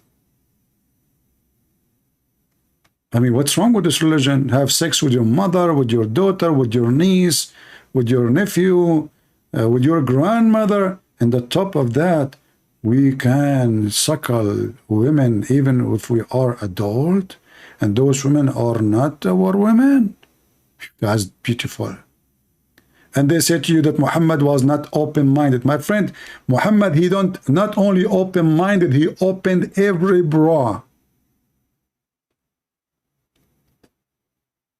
No person can enter upon Aisha unless he do suckle her sisters 10 different times. How beautiful. Why they don't practice this in the government offices?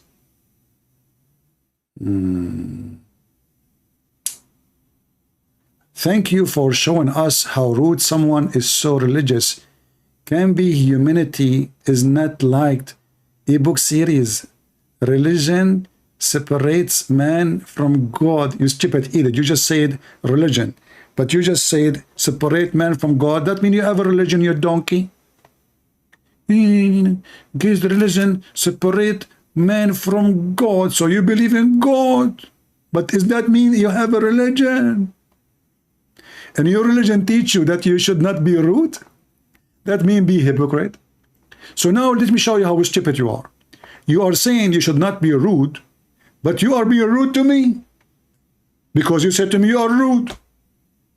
I mean, do you see how stupid you are? Are you married?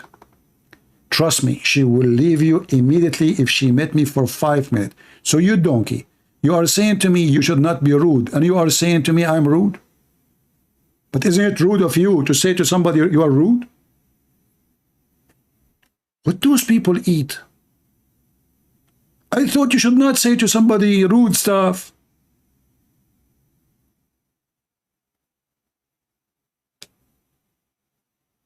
What the heck?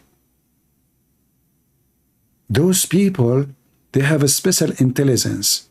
Listen, don't be rude to people. You are not being godly. You are rude. But you just been rude to me. Potato. it's okay for you to be rude to me, but I cannot be rude to you. You are from the protected species. You must be from those dogs who they are rarely can be found in America now. The fluffy hair one? Potato.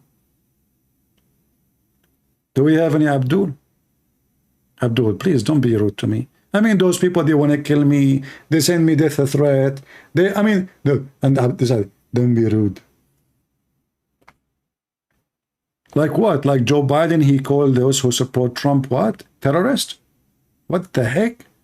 This is America now. If we vote for a guy you don't like him, they are terrorists. So all the 70 million, they vote for him, they are terrorists. Show us how you can spend being just get out of here. Go. Don't forget to take the noodles from your ass before you leave. It's so long. It's coming out and disgusting. Idiot. I bet you have 10 rings and seven chains in your nipples and your ear, and you know. I don't know how you can travel in the airport with those rings. Do we have any Muhammadan? Anyone here who don't like what we say, don't be stupid and donkey. Nobody force you. Did you pay tuition to get in? Should we refund you? Do you want to call customer service? I mean, who forcing you? If you don't like it while you are here. Hey, let us make a vote here. Let us, we believe in democracy, right? Who of you like the way Christian Prince he speak? If you like how a Christian Prince he speak, give me one. Vote. I will show you if you are wrong or not. Just vote. If you like how a Christian Prince he talk, give me one, please. Oh, I take the word please back, because they will think that I'm bribing you now. No, please, no, please. If you like what I say, the way I talk, give me one. Okay, oh, see? Look at this. Tsunami. Look at this. Can you believe it? And you are saying you don't like it? All right. Now, I will show you how I can double that number. Hey, people, the one who don't like the way I speak, give me one. Look, brother, the number is being doubled now, because the one who agree, like it, they gave me one, and the one they don't agree, they gave me one. And this is how Joe Biden, he won the election. See? Look at this. Unbelievable. The best election in the world. The one who like me, give me one. The one don't like me, give me one. I won either way. I have double vote. I am the winner. Joe Biden, brother, he is the best president in the world. He made your gas free. It's for free. Just go in the gas station. You pay nothing. Nothing. Because you have nothing left. See? Thank you. No, I did not say two. You guys are cheating. I said, if you don't like me, give me one. If you like me, give me one. Who's those giving me two? Those are like, they don't know, like, say, like, sorry, like, so. Oh, okay. Cheating. They are cheating. I did not ask for one, two. I said one. What's wrong with people? And look at this guy giving me 7. Weirdo. I'm telling you, this is the consequence of watching Oprah. Crazy people. Stop going to Walmart and like keep chewing. You will see somebody going to Walmart, cannot even walk, and he have a sandwich in his hand. Oh boy. Anyway, you like me? What I would do with that? Is that going to pay for my gas? Thank you for liking me. That's a horrible thing to say. Anyway, do we have any Muslim who don't like me when I call me? Huh? Can you give us version like Allah? My friend, I'm single. Should give myself a version first. Don't, hello? People are selfish. Give you versions. Shouldn't I have for me? I don't even have virgin oil. I'm out of it. I don't know how I will eat my hummus today. Do we have any Muhammadan?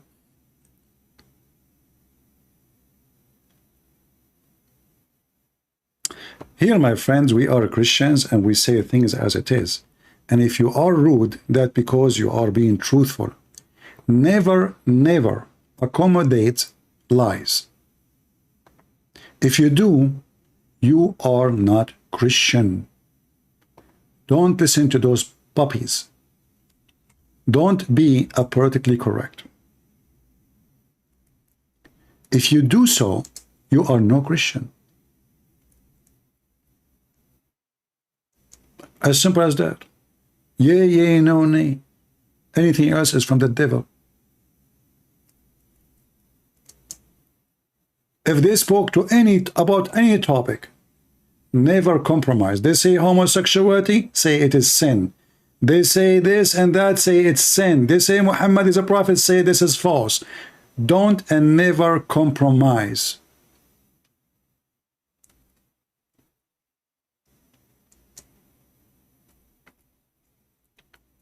Every day they will strip you, like, you know, striptease.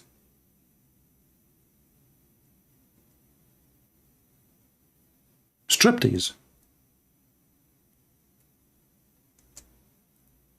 Every day you will compromise about something. And in a year or two, you will find yourself naked. And this is the whole purpose of this garbage. They claim that they have moral. They don't. They claim that they are the one who can tell you what is moral, what is not.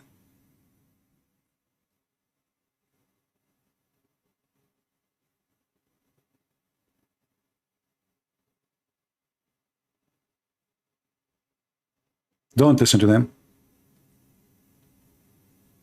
And don't and never obey them. You obey your Lord only. And anything is out of the Bible have nothing to do with us, and we will never belong to it.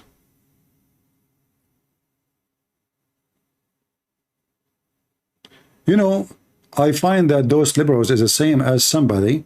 He saw his wife, somebody touching her hand. He said, it's okay, it's just a hand. Second day, he saw another guy touching her shoulder. It's just a shoulder. Third day, he is touching her lips. Oh, it's just a lips, man. Fourth day, he is touching her bum. It's a bum. I mean, come on. What a big deal. Then after a week, he found that somebody in the top of his wife. Now, after compromising all those things, don't tell me you are going to be angry. Already long time ago, you are a pimp.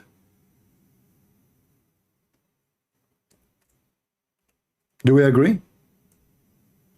Long time ago, already you are a pimp. It's not today. It's not the day your wife, she stepped with that guy. Your wife, she noticed that you are not a man. You see things happening, and you don't even see it. You claim you don't see it.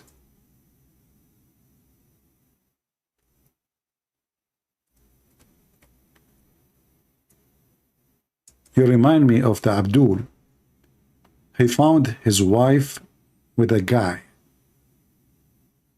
He did not know what to do. He went to the Prophet. The Prophet says you have to bring 4 witnesses and they have to see the penis of the man going in and out. So the man, he saw the guy, the same guy before, touching his wife's ass. He could not talk about it because he have no fornication yet. He touched her private part from the front. Still, he cannot do anything. He saw him in the top of her, naked, both of them doing boom, boom. Still, there is nothing he can do. The Prophet said you have to bring 4 witnesses. Do you see what Muhammad can do to you? You compromise your honor. You lose it. The guy now, he have to go and ask the guy who is having boom boom with his wife, says, brothers, please, can you wait until I bring 4 witnesses? The guy, he said to Muhammad, shall I ask him, please, he can wait so I can find for witnesses? The Prophet said, yes. So what are you waiting for? For witnesses? We don't compromise.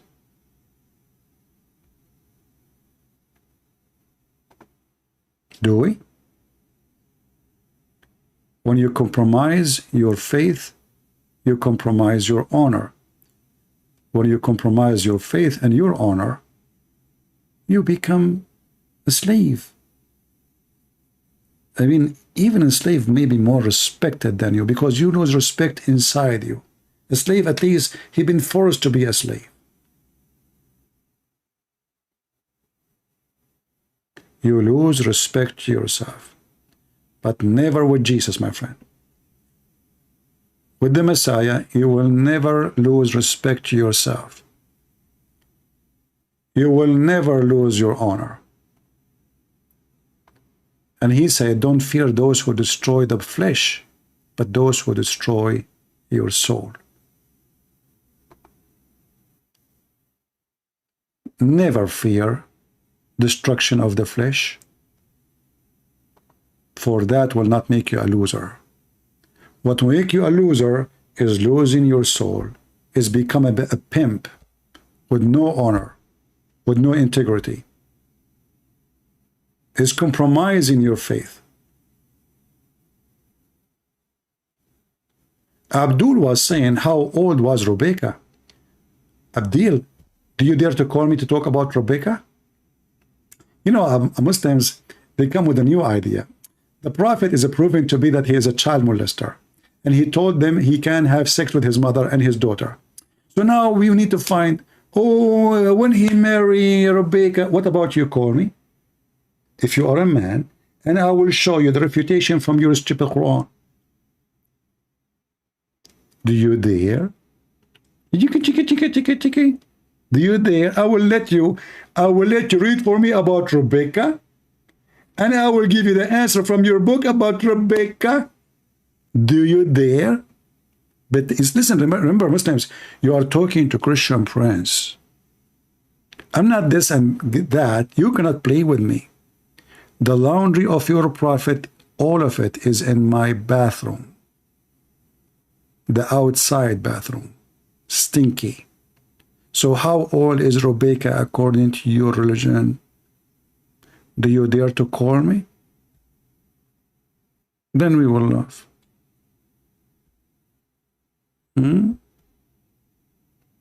Guys, how old is Rebecca? I mean, Rebecca, she was giving water for like 20 camels, and Abdul, he claimed that she is a 3-year-old girl. She is taking water from the well, and she gave water to all those camels, one after one. Even a man, he cannot do it, you idiot. 3-year-old girl, she was watering all the camel from the well of water. Do you know how much water every camel drink a day? Camel boy. We laugh at you. But in my case, I have the proof from your book, so you cannot deny it. Free Palestine. Yeah, we will free Palestine. We should have only Jewish and Christian there, because those terrorists who came to this land 1400 years ago, they don't belong there. Isn't it the stupid Quran says that this is the land assigned to the Jews instead of free Palestine? You see, the Muslims, the second we show them their stupid book, they spit at it. The Quran confirmed that this land is the land of the people of Moses. Chapter 5, verse number 21. Free Palestine, brother, free Palestine. So what are you, stupid God? Isn't it a destiny? Isn't it a destiny that this land is the land of the Jews? So why are you, a stupid God, don't free Palestine, or he want to freeze Palestine if he is the one who gave them Palestine? Are you mental, Abdul? Is that your book? Do you believe in the same God of the Jews? Will your Quran say so? Call me and I will show you the verses. Guys, look at those, Abdul. Where I got those customers from? Abdul Hamawi. Do you believe in the same God of the Christians and the Jews? Also, why your Quran saying we believe in the same God? What if you call me and I show you from your Quran that the Quran says we believe in the same God? Huh? Is it your stupid Quran says that the Christian and the Jews will go to heaven? Is that because they don't believe in the same God or because they believe in the same God? Potato. So let's see how fast he changed the topic. They're like monkeys. First he mentioned Rebecca. Oh, Rebecca is not working because I got him busted and I have reference from his book too. So now we changed that. Do the Christians and the Jews worship the same God? Huh?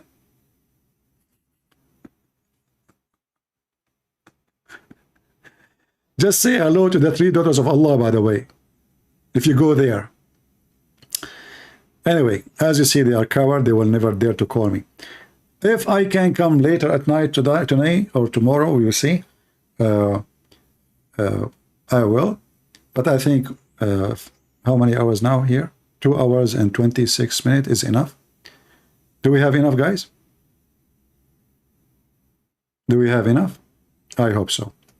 So the destiny of Quran and Muhammad is a stupid.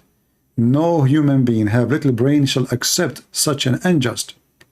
For if your God, he forced you to commit sin, and then he will punish you for sin you did not do, he forced you to do, that is a stupid God.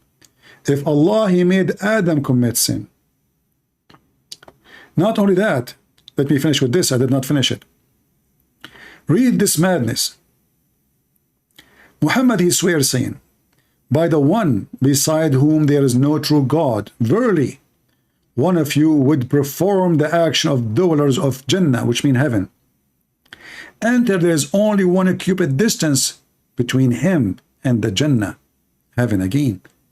When what is ordained, not foreordained, he's saying in that translation, would come to pass, and he would perform the action of inmate of hell, and he enter it. Where is justice? So a poor Abdul praying to Allah all his life, doing jihad, killing Christians, killing Jews, killing Hindus, hating everybody. And then he is almost on the door of the heaven. And then what is written by Allah will overcome. Do you see it? And then he will start doing the action as Allah decided for him. And he enter hell. Do you see it? Have you ever heard of a stupid God like this?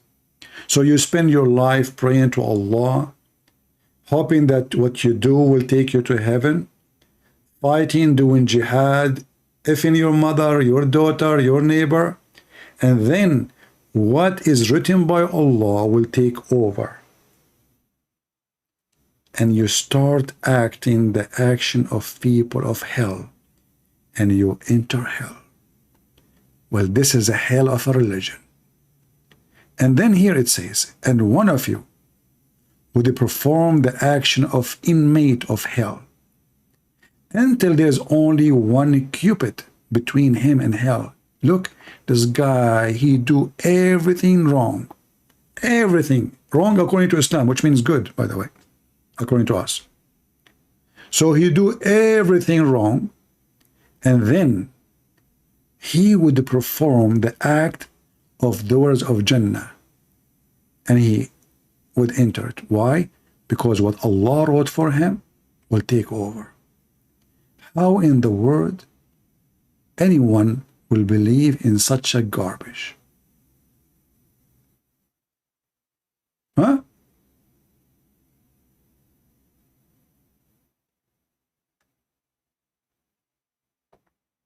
How anyone will risk his future with the garbage of Muhammad?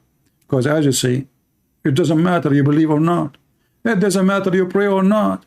It is what is written will overtake him, and he act with the action of the people of hellfire.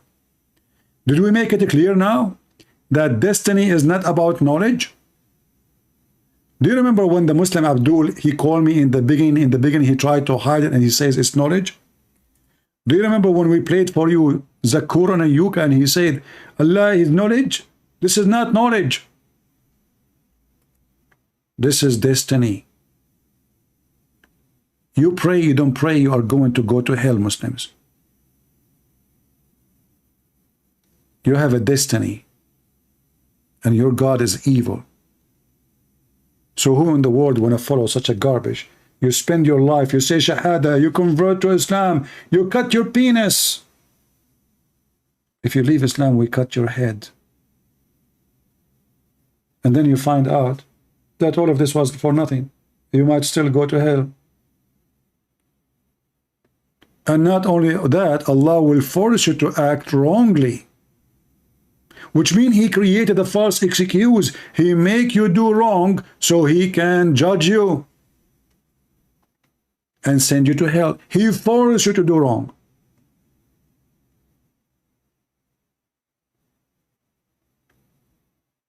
Abdul Hambudi, you are talking about drinking wine. We drink wine, you drink the piss of Muhammad.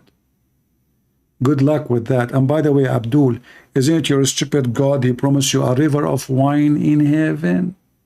So how stupid Muhammad is, he forbid you from drinking wine in earth, and he allow you to drink camel urine and his piss and his shit, but then in the heaven you will do what we do, you will drink wine.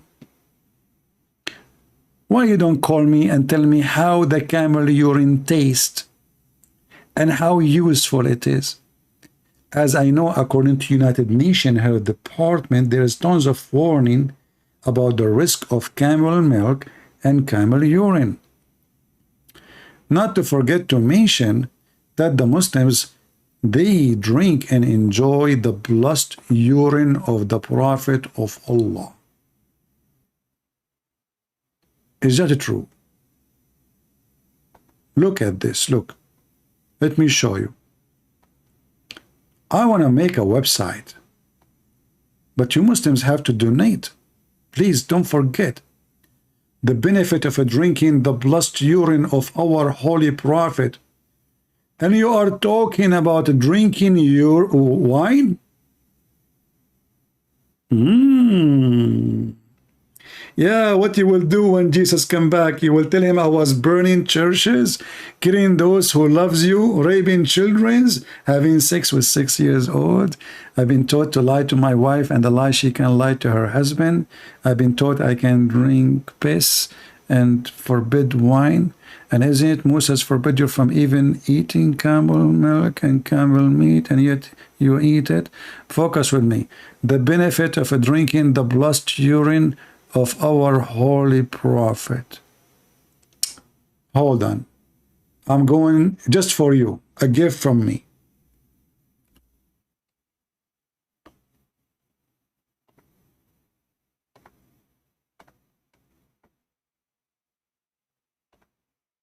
Brother, I know people, they post link for donation. I don't want it. I'm going to post link for your prophet drinking his urine. Hold on. Here we go. This is the link. I will copy what you Muslim says. The benefit of drinking the holy prophet urine. And I will pin this message specifically service for Allah, for the sake of Allah, for free. You don't pay for this commercial break. Here we go. And now Bud Light, who support transgender, they can use it for their commercial because their beer is like a piss now. Nobody drink it. So look what happened, brother. Guys, look at this. This is beautiful. The benefit of drinking, look what happened. The benefit of drinking the blessed urine of our holy prophet. Who can beat that? Who is a Muslim there to have a big page in YouTube and he pinned this message in his chat? Do you dare? You don't. I am showing my support to Allah, peace, I mean, Allah Prophet peace upon him. Can you do the same? They don't worship Muhammad, but they worship his peace, his holy prophet, the blessed urine. Do you want to call me and tell me how Allah he blessed the urine? Did Allah pray on the urine of Muhammad? Muhammad, can you piss in the dish, please? Give me the why? Because I want to give it to Allah so he can pray on it. Oh, okay. Bismillahirrahmanirrahim. Alhamdulillahi Rabbil Alameen. The blessed urine of Prophet Ameen. You